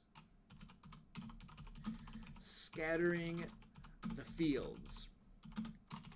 Most of them are mundane, but some are undead. And then we will say, if any of the crops are disturbed, the scarecrows attack. All right, and then we should say there is a path leading to the temple. And there we go. Because there's got to be like a way for them to get to the temple without disturbing the crops by default, because there's no way to get there. And so if they go off the path and start screwing with the scarecrow, and here's the thing, you're almost guaranteed that the players are going to go start poking around at the scarecrows, just because like they're going to be all like, ooh, scarecrows. I wonder if the scarecrows are going to attack us. And then they're going to go off and trigger them by their own actions, you know. So anyway, what we need to do though for our scarecrows, first of all, we need to find our scarecrows. Are those in Volos? I think scarecrows are in Volos, aren't they? Let's see. Scarecrows? Scarecrows? I think they're in Scarecrows. I think they're in Volos. Maybe they're not. No, I don't see them in Volos. Maybe the Scarecrows is yep, it's in Monster Manual. Look at that. Look at me. Look at me not knowing where to find a Scarecrow. I'm a horrible dungeon master. I should have this stuff memorized. All right. It's a CR1. That's good. So it's Monster Manual 268. So let's write that down. Let's write that down. It's a level 1. Scarecrow. Monster Manual. See, I forgot the page. 268. CR1. 200 XP. There we go. Now what we got to do is we got to figure out how many scarecrows are appropriate for them to be attacking them. Stand by. I got to do something real quick.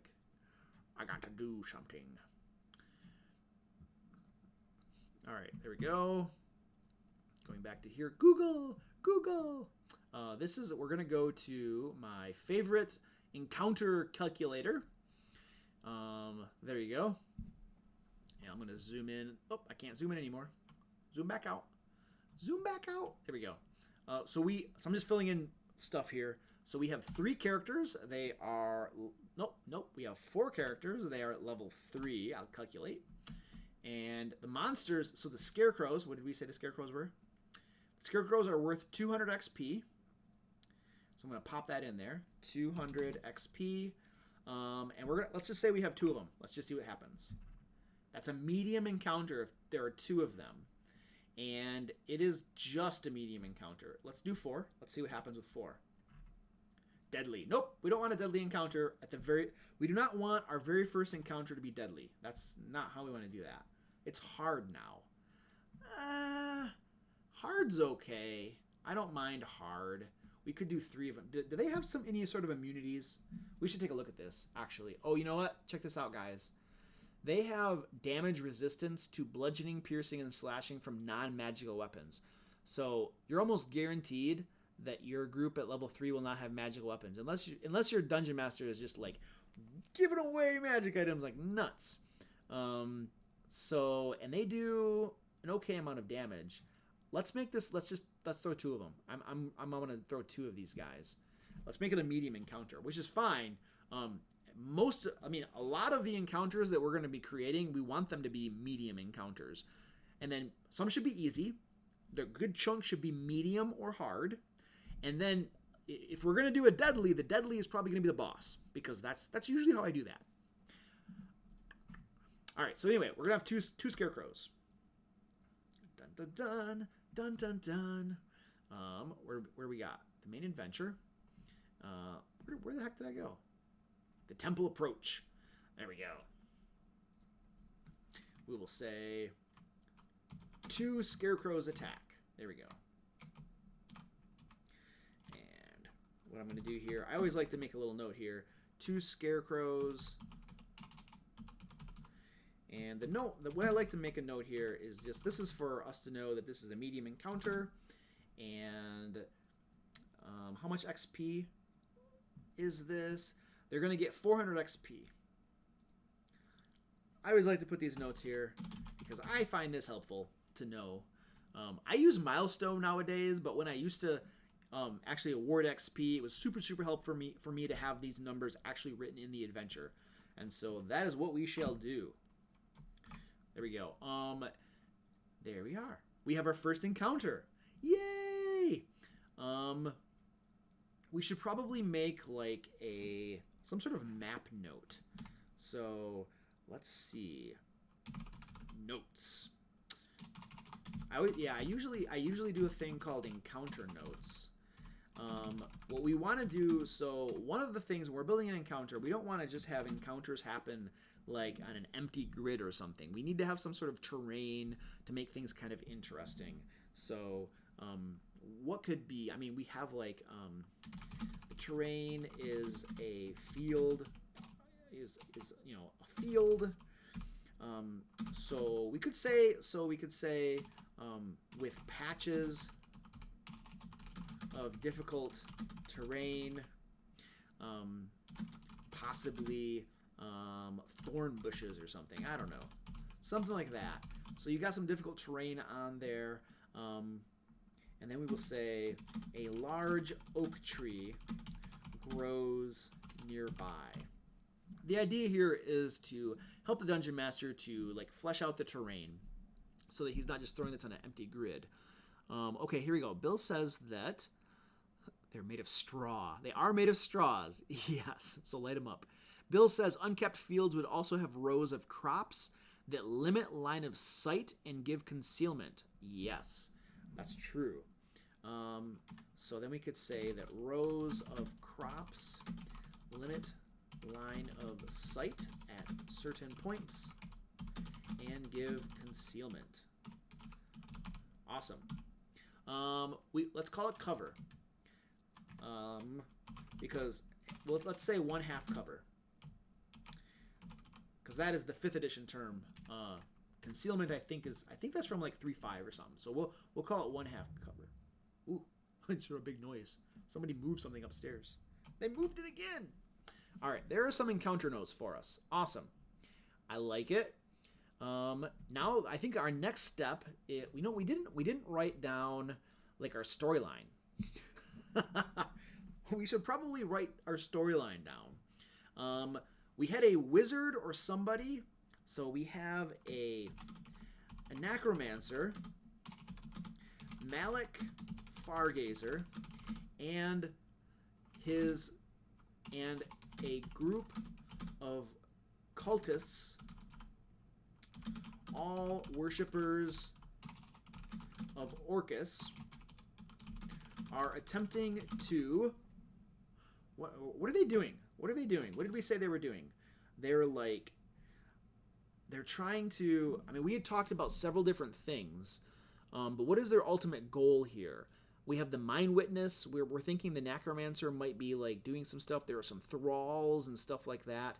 But what is their ultimate goal? Can we revisit this topic, guys? What I'm gonna do is I'm gonna go into intermission and go use the bathroom and stuff like that. And while I'm doing that, I want to think about what their ultimate goal is for our storyline. And then once we got their goal jotted down, we will start going through and fleshing out some of these rooms on our map. So there we go.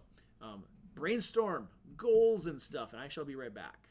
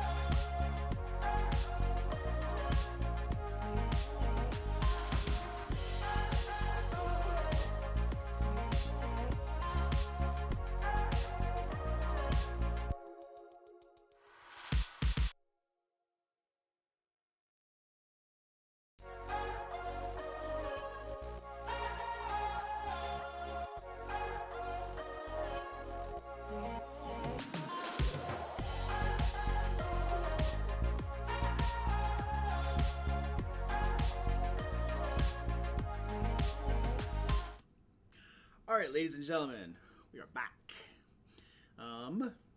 So far we haven't actually really fleshed out a whole lot.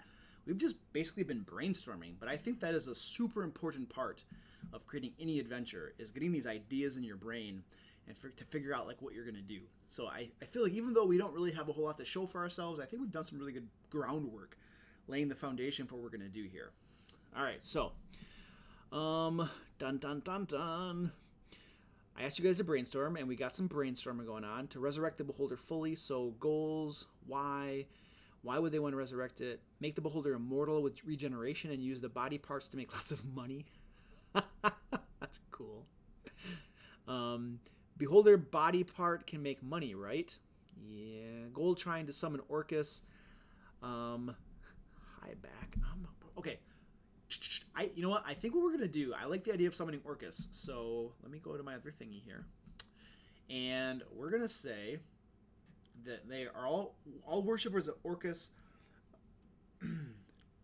are attempting to summon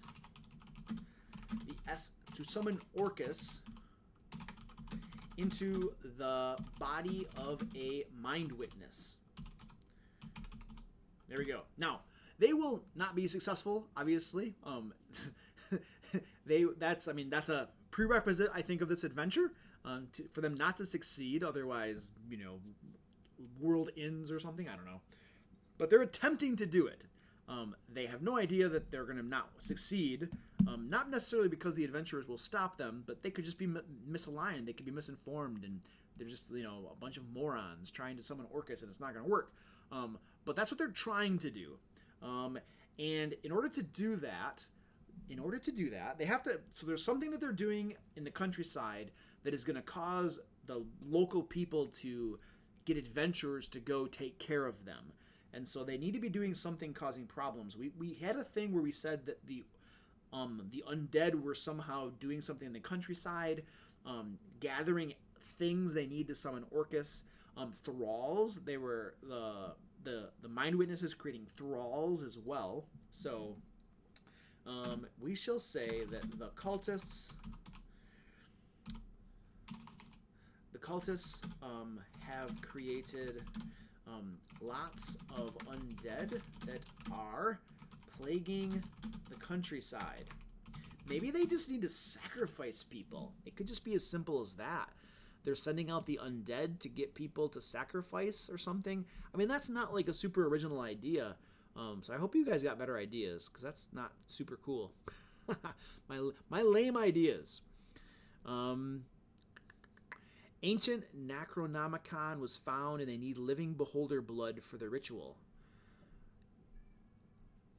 Interesting. Well, the mind witness. Oh, you know what? We could say it's an undead mind witness, or something.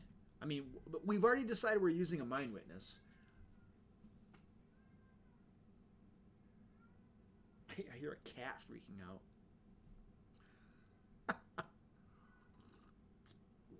I should probably go find what's going on, but he'll be okay. It's a cat.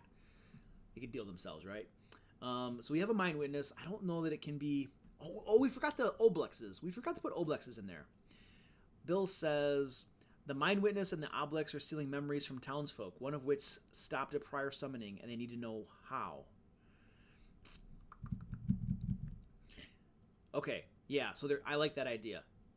So we need an oblex. We're gonna roll with that idea, Bill. For Elemental's like, why are spears so weak? In D&D, spears are great weapons. Yeah, spears are ubiquitous weapons for soldiers in real life. Not nowadays, but back in them. I mean, you just need a little bit of metal, and they have reach, and stuff. They're like fairly inexpensive to make.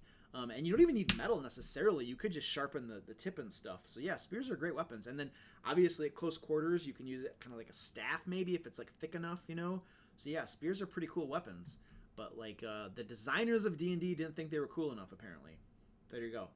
Anyway, oblex. We have to find an oblex. Oblexes are in Mordenkainen's, I believe. We're going to have to find where they are.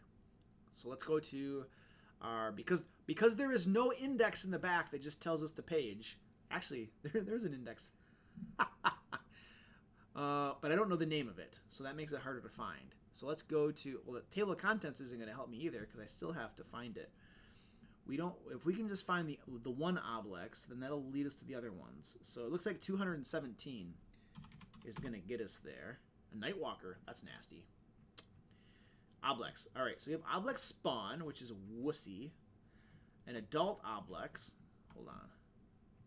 An adult Oblex is a CR5. Elder Oblex is a CR10. That's not going to work. All right, let's go with the adult Oblex. Let's put that in there. So that's a CR5. So that's 218. Page 218.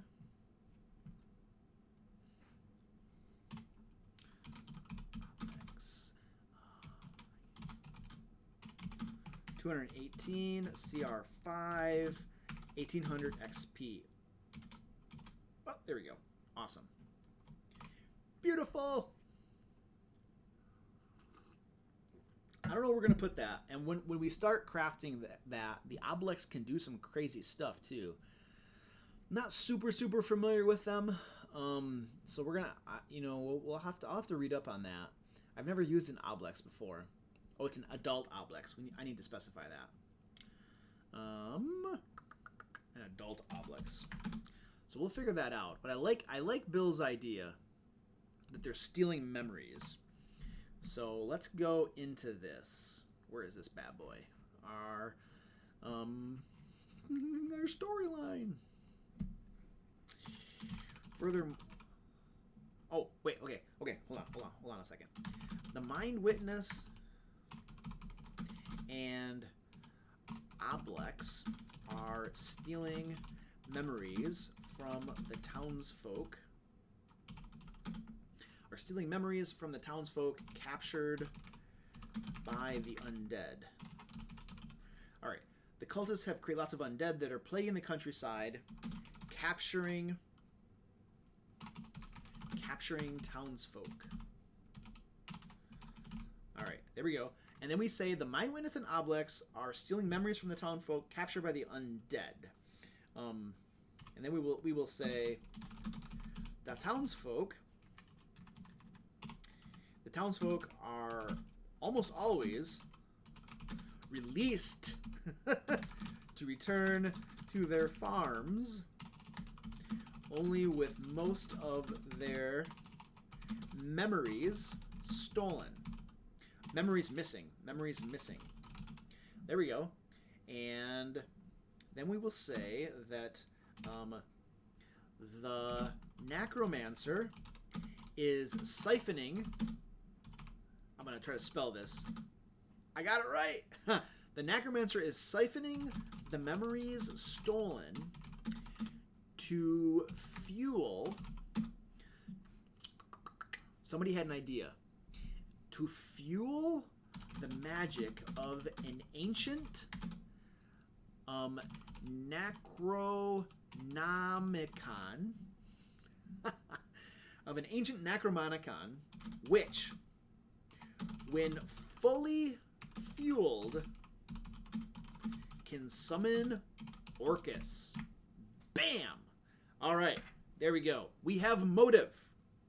We have motive, opportunity, and some other stuff that's necessary for a crime. I'm not a police officer. I just watch movies from time to time. Oh, I lost my hoodie too. I had to get that thing off. That was getting really warm. So I got one of my normal D&D shirts on tonight for the rest of the night. All right, so we have a good storyline. Let me read through this. Are we missing anything? Are we overlooking anything? Is there anything else we could add to this to make it more interesting? So we would have then. I mean, there's some sort of hook.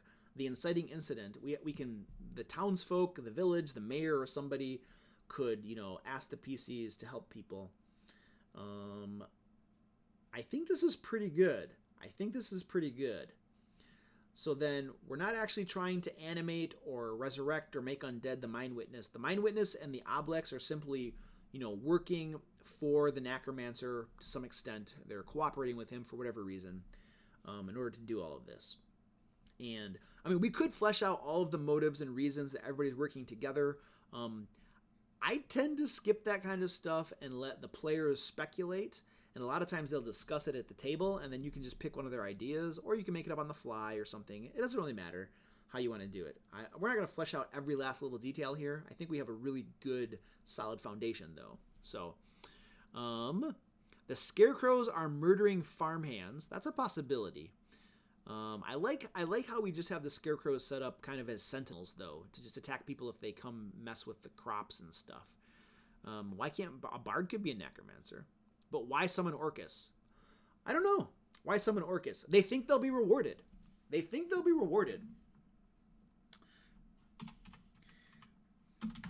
cultists believe that if they summon Orcus, he will begin his reign on the prime material plane and reward them. You know? There you go. It's like if you summon Orcus, you know, and now he's going to take over this whole plane, he would reward you for having been the one that summoned him. And, you know, I mean, he might just squash you, too, because when you're dealing with evil deities, you know, that could happen. I think that's probably, you know, motivation enough for cultists, but if you guys have other ideas why they might want to summon Orcus, I'm all ears, because that might just be a very, you know, tropish, standard, cliched reason. But yeah. Let's see. Bill says the necromancer needs the mind witness to get the information to summon a servant of Orcus, and the mind witness needs the necromancer and the cult to actually perform a ritual to ascend. Okay, what's he going to ascend to? What is the mind witness going to ascend to? And then we will say the mind witness is... Did I spell that right? Yeah. The mind witness is working with the necromancer because it needs energy from the stolen memories to ascend. Ascend to what? Ascend to... What if you could turn into something, some sort of greater creature or something? Ascend to a higher...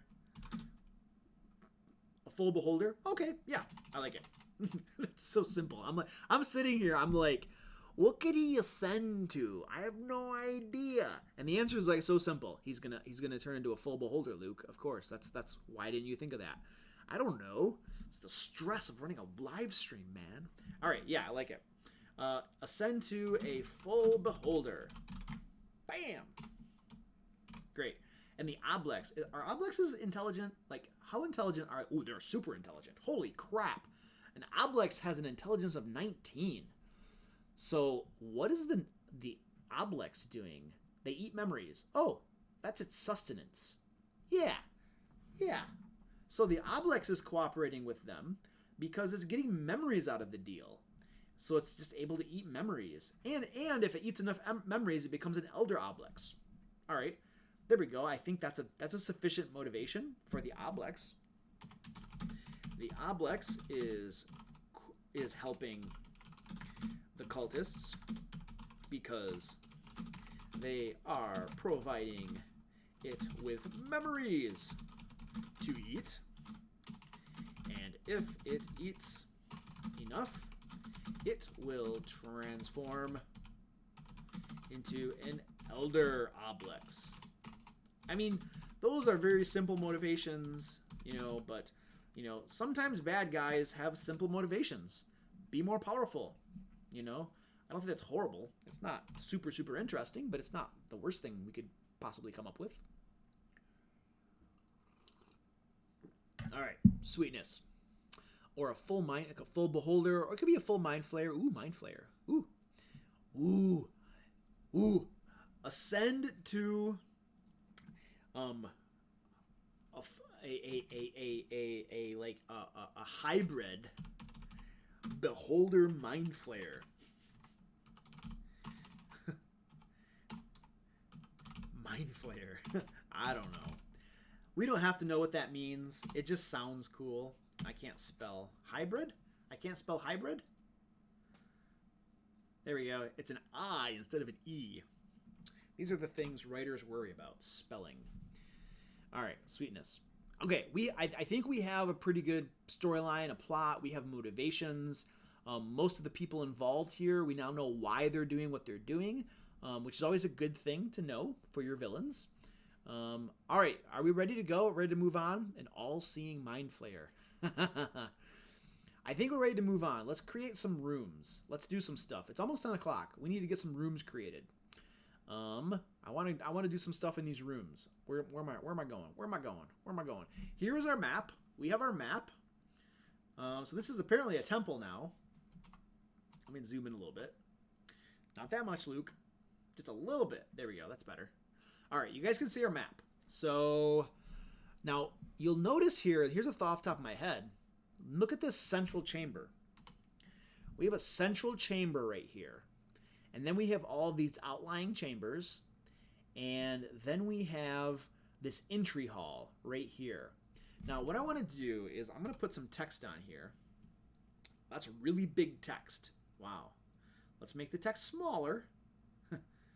We're going to call this T1 entry hall.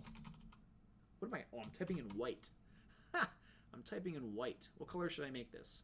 Red? How legible is that? Why is that not legible? Because I picked gray, not red. You moron. It's still gray. Why can't this turn red?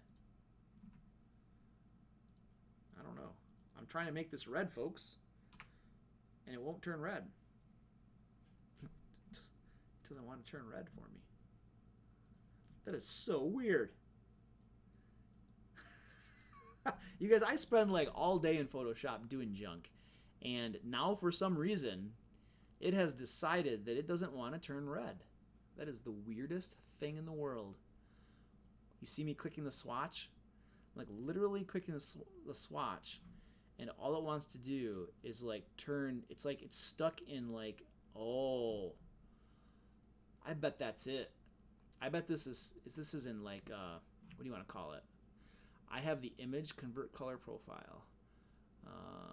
Mode. There, it's in grayscale. There we go. Don't merge. Don't merge. It was in grayscale. That's why. That's weird. I didn't put it in grayscale. Who put it in grayscale? Nobody knows. There we go. Bingo bango. So that's the entry hall. That's T1. And we'll keep this red because red's apparently not that legible. But anyway, that's the entry hall right there. So, and we have this central chamber. What we might do is just label some of these things, but we can label it as we go. We have the entry hall, T1. What's in T1, guys? What are we going to put in T1? Help me out. Now here's the thing too. Not every, actually we have an entry hall, and T1 is the entry hall, and we could also say this is standby. Not every room needs to have a encounter in it, obviously. You know, some of these rooms could just be empty. T1B.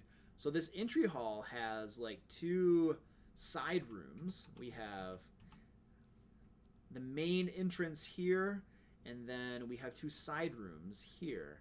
So we need to either describe this or create some stuff that would go in here. Two stupid cultists that could easily be deceived. I like it. They could be like, interesting. Yeah, let's have them. I like it. So we have in the entry hall, standby. Here's our main adventure. Let's do heading 1. T1 entry hall.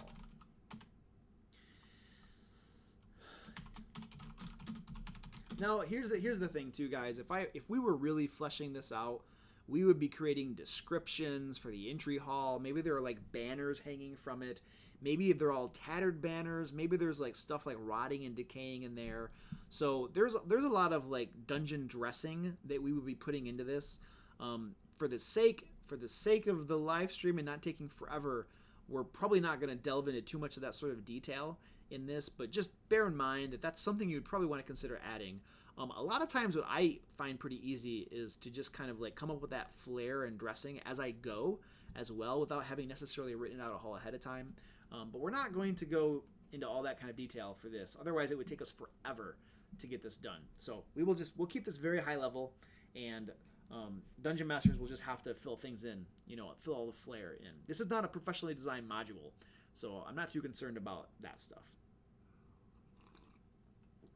All right, so in the entry hall are two cultists. We got two stupid cultists, Jeff and Jeff. They're twins. Okay, sure. Jeff and Jeff. Twins. All right, so we got, what are they doing they're on guard duty. Who are on guard duty. We're on guard duty. And we will say, these will be our encounter notes. I want to say something like, the cultist guards are not very bright and can fairly easily be deceived. There we go. That way, what about the doors? What about the front doors? Are these doors like locked? Like, where's our map? Where's our map? Are these doors locked at all? That's what I want to know. Our front door is right here. Let's have them. Why wouldn't they be locked? There's no reason they wouldn't be locked and barred. Let's just say that they're barred from the inside. Yeah, they're barred from the inside. Okay. We will say the front doors to the temple are barred from the inside. The two guards on duty let's say that. They open what are those little slider doors or something? Like they open a small window or something. A small window in the front doors to see anyone who knocks. I'm not describing myself very well. There's probably like a name for that little thing that you can on a door that you can slide open to see who's outside. Peephole. They open a small peephole. Small square peephole in the front doors to view and speak with anyone who knocks. There we go. If the PCs do knock on the door, then the guards will open it and talk to them, and then there's a chance that they can be deceived, which would then possibly get the PC's entrance into the compound without having to like break the doors down and stuff like that. So there we go. And what I want to say is let's create something. Maybe there are zombies in T1A and T1B, and if like the players are trying to like break down the doors or something, then the cultists could open up T1A and T1B to release the zombies, or maybe they're skeletons or something like that. That way, they're there on guard duty, but like if something does happen, they open the doors up and they have reinforcements, zombies and skeletons and stuff like that. So what do we got? Why not locked? That'd give more purpose. Too Dumb and Dumber in front. They forgot to lock the doors. Yeah, that's not bad.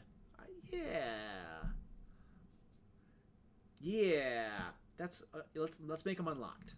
Okay, the front doors to the temple are unlocked. There you go. Unlocked.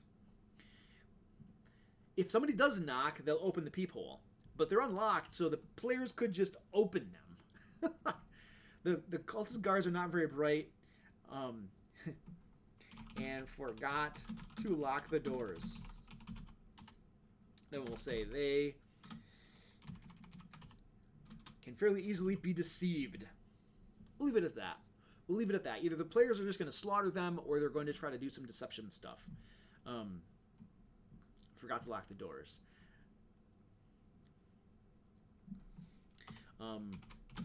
We'll say if the characters, heroes, we'll call them heroes. If the heroes enter suddenly or unannounced,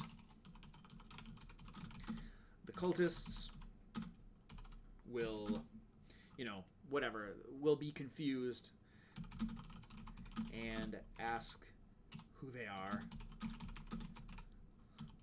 Remember, they aren't very bright. There.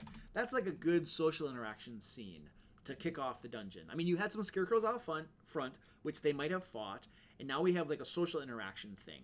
Not necessarily set up as a combat, but more set up as a dialogue where the heroes can interact with the cultists, maybe get some information, also maybe get them to deceive them into doing something. So we'll see how that goes. So there we go. We got a pretty good encounter there. I like that. And then we will say, if a combat breaks out, the guards attempt to open the doors to T1A and T1B to release their undead occupants. All right. And now we need to flesh out T1A and T1B. There we go. T1A. This will be a zombie locker. Ha! There we go. And we'll say T1B is a skeleton closet. Yeah. Nice. How many zombies would it be? We need to try to make this a little bit balanced. We don't want to make this too hard. If they fight the cultists plus all of the zombies plus all of the skeletons, we wouldn't want to make it too hard. For Elemental says, if the PCs say that the twins' mother is very disappointed in them, if they say that, they automatically succeed. Yeah. Sure. I like that idea. Bill Flippin says, maybe the door is barred and still sturdy enough, but has holes requiring the guards to prevent people from just reaching in and unbarring it. Yeah, that's a possibility. Yep. All perfectly good possibilities. Absolutely. How many zombies? So we have this. What level are the zombies? Let's go back to our zombies. Zombies and skeletons are both 50 experience points. So there we go. Let's start building this encounter out. So those are 50. How much are the cultists? Our basic cultists are 25 experience points. So let's change that. So we have 2 cultists. What if we had 4 of these things? That's easy. That's not too bad. What about 6 of them? That's medium. Let's do 5. Yeah, I like that better. Let's do 5 of them. So let's do 2 cultists. So we already have 2 cultists, and we will say that T1, this room contains 2 zombies milling about. And then T1B, our skeleton closet, will say this room contains 3 skeletons standing at the ready. We will say that they obey the commands of the guards, of the cultists, but otherwise don't attack unless attacked first. There we go. We're going to give them those basic orders. I think that makes it a little bit more interesting, possibly. There we go. Awesome. So it's possible they take out the 2 cultists, and then they don't have to fight the undead unless they attack the undead first. So now my players would most likely not leave the undead behind them because they'd be worried about getting like sandwiched from the rear. So my players would probably kill the undead anyway, because that's a liability that you're leaving behind you. All right, awesome. And are the doors to those rooms locked? They shouldn't be locked. These doors are unlocked. That way the guards can quickly open them. So we'll say the door to this room is unlocked. I mean, I think unless we specify that the door is locked, it's probably unlocked. I think by default. Actually, we should probably just put that up here because we don't want to keep typing the exact same thing every single time. So doors, unless otherwise specified, doors are unlocked. There we go. This is usually where I would say what a door is made out of too. In a temple like this, they could just be wooden doors and stuff like that.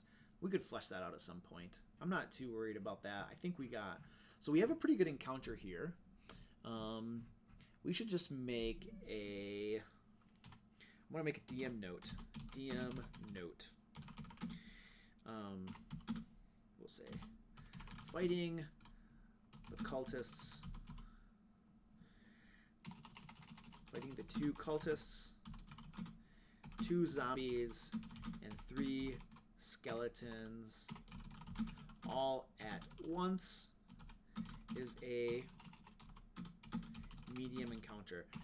And the reason I specify this is that so that when DMs are running this adventure, they have a pretty good idea if they end up fighting everybody at once, how hard it is. That it's not like overwhelming.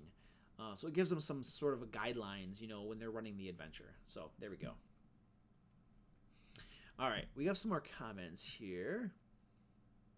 So Bill says, something to consider is it will be difficult to get a rest after entering the area. Yeah, absolutely, it's quite possible. At least what we should probably, that's a really good note. This is the sort of thing that I would usually note. Where is this stupid thing? At the very beginning here, I have here, note how many short or long rests are expected. Now, generally speaking, once you enter a compound and start clearing it out, long rests are probably off the table. And there might be consequences otherwise. So I usually make a note here, something along the lines of the heroes can take as many short rests as they like, but the cultists will go on alert if a long rest is taken. And then what we'll say is, in the case of the long rest, use, we could say use monsters from the random encounters to restock the temple a little. Something like that. Because basically, if there is no mechanism, if the players can take as many long rests as they like and just keep on clearing out the dungeon, then they will just keep taking long rests. There has to be a consequence for taking a long rest in the middle of an adventure. And if there isn't, then players will just take a long rest all they want. So in this case, if you clear out a portion of the dungeon, say half of it, and then take a long rest, you're resting for 8 hours somewhere. The cultists aren't just sitting nice and tight in their rooms doing nothing. They're going to be walking around, they're going to be finding dead bodies, or at least, even if they take care of the bodies, they're going to be noticing that the people are missing. At which point they go on alert. Maybe they start raising more zombies, more undead, or they just gather together, the dungeon master will have to use his brain to decide what actually happens if the players do something like that, But we can include some basic notes here to help guide the Dungeon Master, I suppose. Yeah, there you go. All right, we have more comments.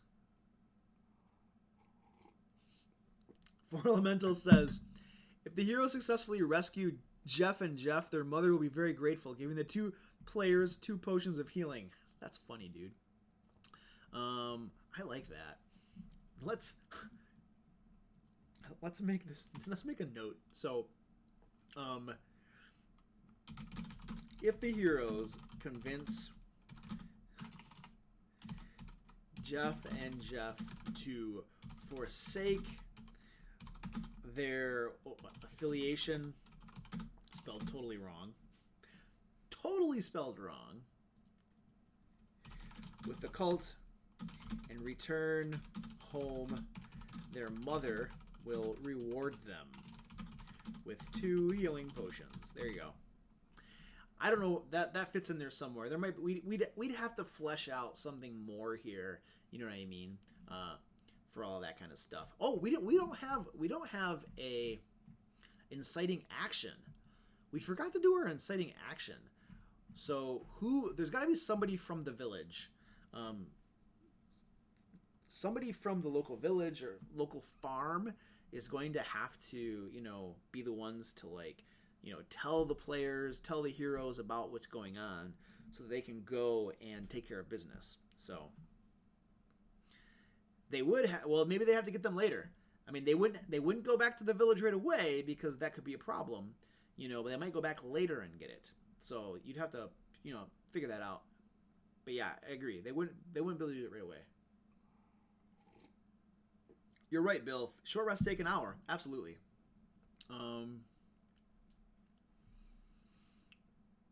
With the size of this place, it seems like the pieces would need to be outside or maybe get a single one before the enemies notice them. Yeah, they're definitely going to be able to take short rests. So basically the way I do it is when I'm running an adventure, I usually don't put any consequences on taking short rests. Unless my players really start to abuse it. I have not had that problem. And the reason basically is that, there is realism, but there's also the fact that this is a game, right? And so I don't put penalties on taking short rests. My players don't abuse that, though. They use them, what I would consider to be an appropriate amount, but not crazy amounts, because obviously there are certain classes that get everything back on a short rest, like warlocks and fighters and stuff. So if you had a party with warlocks and they're always short resting, then yeah, you're going to have to start making there be something happen to dissuade them from always doing short rests. But I have not had that problem with my players. My players basically self-regulate. I think that they believe that if they take too many short rests or they take a long rest, that Luke is going to do something crazy and they're going to pay the price for it. So they tend to self-regulate, which I think is a good thing, which means I never have to really deal with it. Yeah, there you go. But yeah, all good things to be considered. The village elder. Yeah, sure, we'll say that. I mean, we could probably sit on this and come up with a really, really great idea for inciting action, but that would take some time, and we want to keep things moving. So we will say that the village elder approaches the heroes and explains what is going on in the local area, and we'll say, see, where is that above? That's the storyline. Yeah. Farmers go missing and then reappear several days later with most of their memories missing, and we'll say that something like strange creatures have been spotted to the east near an abandoned temple. There we go. Abandoned temple of, let's pick a deity. I don't know. Mistra, no. Abandoned temple of Torm. There.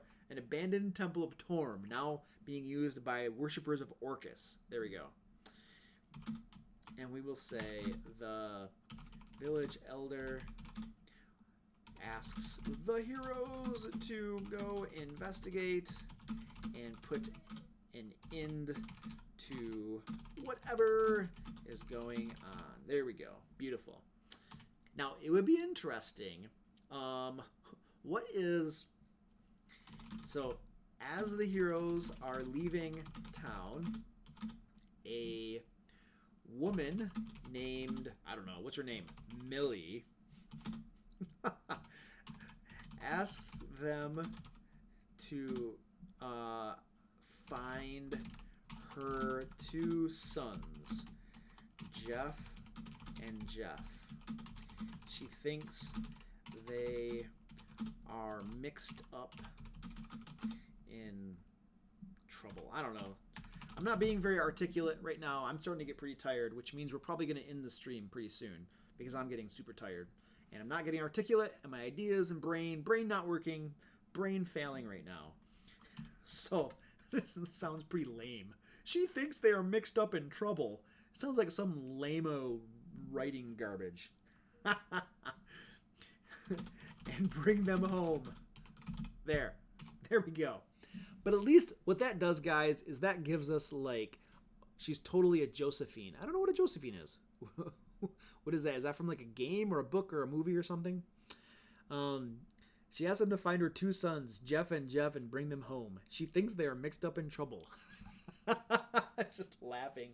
You guys, I'm like a professional writer, and I'm like writing like dumb garbage right now. It's freaking hilarious. It's because it's late and I'm tired. You have to be able to laugh at yourself sometimes, ladies and gentlemen. There we go. All right. So I think what we're gonna do is we have the inciting incident or whatever, inciting action. We have the entry hall fleshed out, and let's go back to the entry hall. Cool. We have this fleshed out. Let's do one more room, ladies and gentlemen, and then we are going to call it a night. So one more room. Let's press on. It might as well be one of these right here. Now, these things right here... Oh, let's make it be this thing. What are these stars, too? These little star things are like statues. Yeah. So let's make a little note here. How am I going to do that? I need to do something. Let's do a screenshot. I'm going to pull up Snagit and give it time to load. We're gonna make a what do you want to call it? What is that called? Later. Do that later. I don't need to preview it. I just need to do a screen capture. And it's gonna be that guy right there. I should be able to paste. Can I paste it? Oh, it's not letting me paste it. Oh man. All right, let's just write it down. The stars, the circled stars, are statues of Knights of Torm. There we go. That's all I wanted to write down. I was hoping I could create like a little key or something, but I can clean that up later. Oh, yeah. Let's save that. Good job. My point, what I'm trying to drive at here, is we got these little circles in here with the stars. Now, usually, when you're reading maps and modules and crap like that, that's a statue. It represents a statue. And so, since we established that this is an abandoned Temple of Torm, those could be statues of Knights of Torm. And those statues could come alive and be like stone golems. There's a powerful monster to wipe your level 3 PCs out. But this right here, let's put a thing here.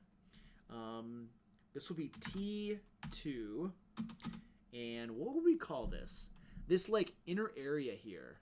This inner area will be the we'll call it the outer sanctum. I don't know.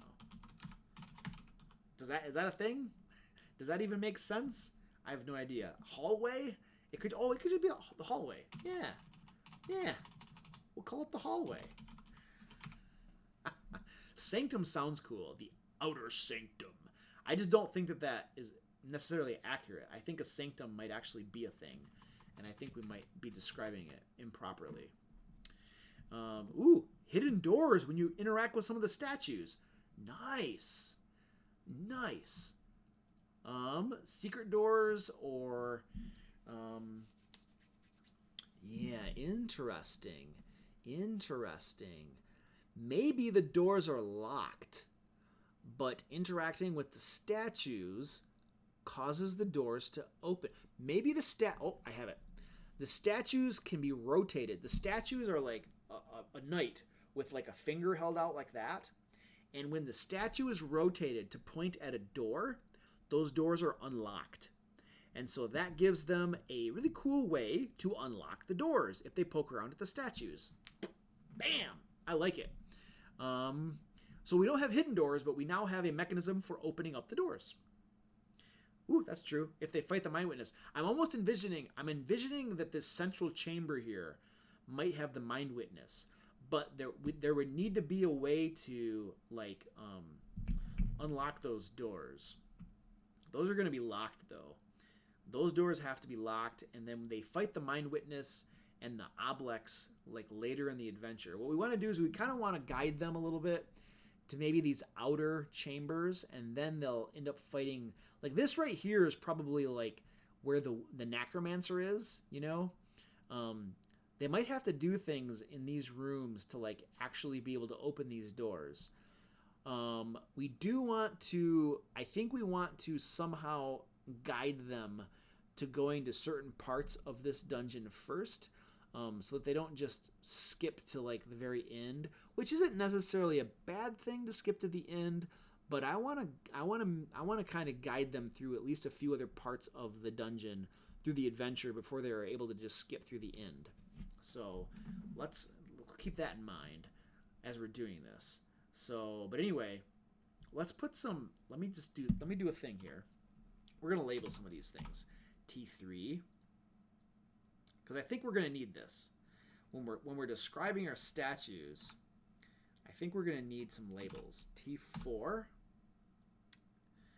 and this is going to be T5, and I don't think it's going to open those. The statues will open these, but it won't open these. So T6 can be this one. And then this one right here is going to be T7. Awesome. And then this one right here is going to be T8. All right. So we'll say T3, 4, and 5. So look at the hallway up here. What do I have? Heading 1. T2, hallway.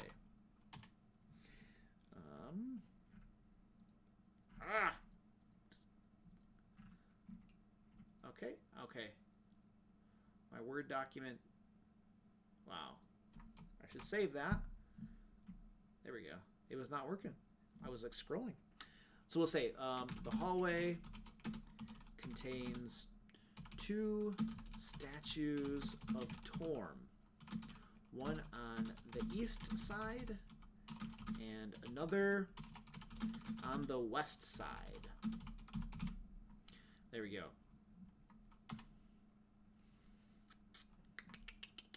And we will say statues of Torm. The statues are on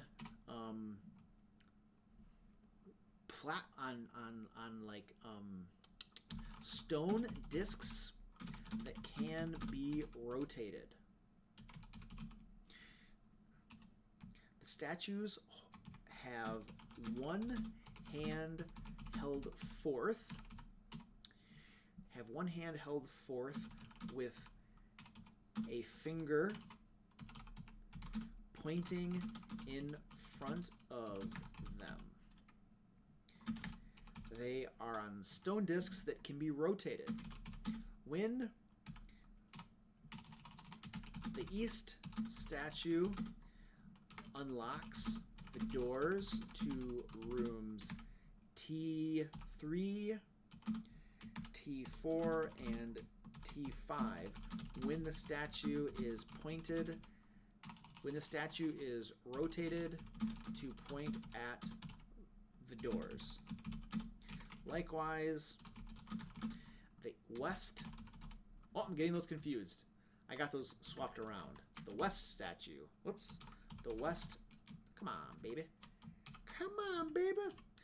Then we say, likewise, the east statue unlocks the doors to rooms T6, T7, and T8. There we go. And we'll need to do a... Well, where is that? We're gonna make a note.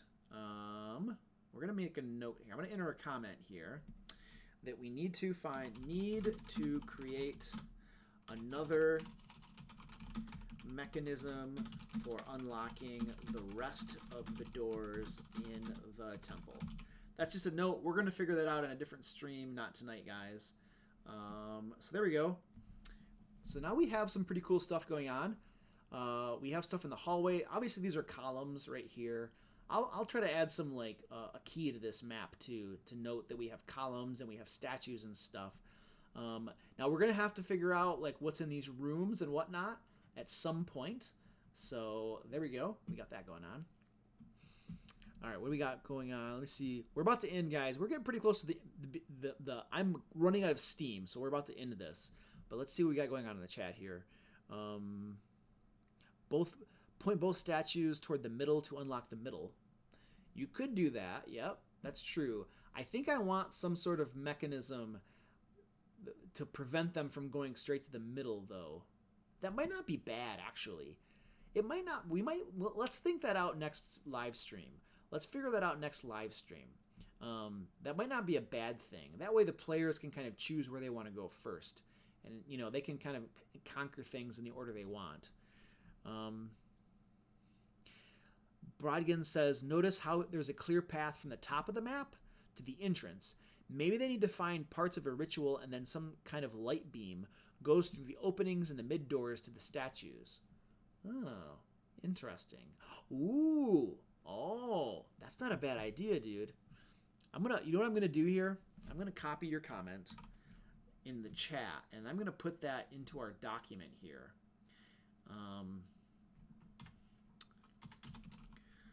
From Bogdan. There we go. Cool. There we go. I have your comment saved for the next stream because that could be a cool way to get those doors to open. I like that idea. It opens up the last encounter. All right. Then make them explore the whole thing in progress. All right, let's get that. Let's get that in the comments as well. All right. Bam. All right, we have that captured there, guys. Bam. There we go. All right, cool. This is what we're gonna do. We're gonna call it right there, guys. It's like 10:30 for me, and I'm getting really tired. You can probably feel that I'm running out of steam here. So we got some really cool stuff accomplished tonight. We got a really good head start on this. We have all of the like storyline and ideation done. So now what we're really doing is we're just fleshing out the rest of the adventure. So we're gonna do another live stream 2 weeks from now, which is gonna put our next live stream at February 15th. It'll be a Friday again. We'll do it at the same time, 8 p.m. Eastern time, and we will continue working on this bad boy right here. So I hope you guys can come join me next time. And Brodgan says it's 4:30 a.m. Wow. Well, thanks for joining us, dude. That's awesome. Remember to sign up for our giveaway.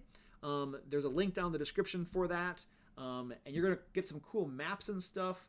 Like the grand prize winner is going to get some tokens.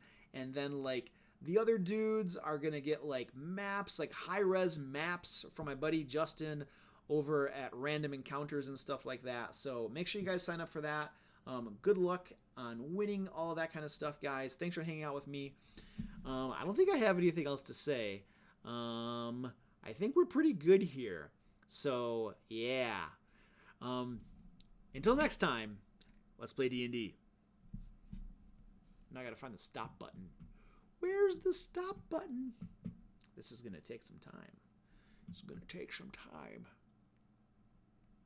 Oh, Cameron. Cameron, I'm sorry, buddy. He says, I missed all your suggestions. Well, see, now I want to, like, scroll back and look at your suggestions. Yeah, I'm sorry. Oh, yeah, I see now. You had some in there. I'm sorry, buddy. I wasn't ignoring you on purpose. I was just, like, missing them. So, sorry, buddy. I'll catch you next time. Throw some all caps in next time to get my attention. But, yeah, not trying to ignore you. Just things are going by fast. So, one day I'm going to have, like, crap loads of people on the stream, and then I'm going to miss lots of people. So, just because I can't keep up with it all. But, anyway, sorry, buddy. We'll hit you up next time. All right, now I'm really actually going to try to find the stop button for the stream. I keep getting distracted. Well, I feel bad. I'm like, if it seems like I'm ignoring somebody, I feel bad about it. So, all right, Brodkin, Cameron, Bill, True Mate, if you're still on, 4 Elemental, thanks for joining me. Who else should I give a shout out to? I know there's some other people that were joining me earlier. So that's most of them. So anyway, I already did my line, so I'm just going to click the stop button. All right, guys, I'll see you next time. Thanks for hanging out. It was fun.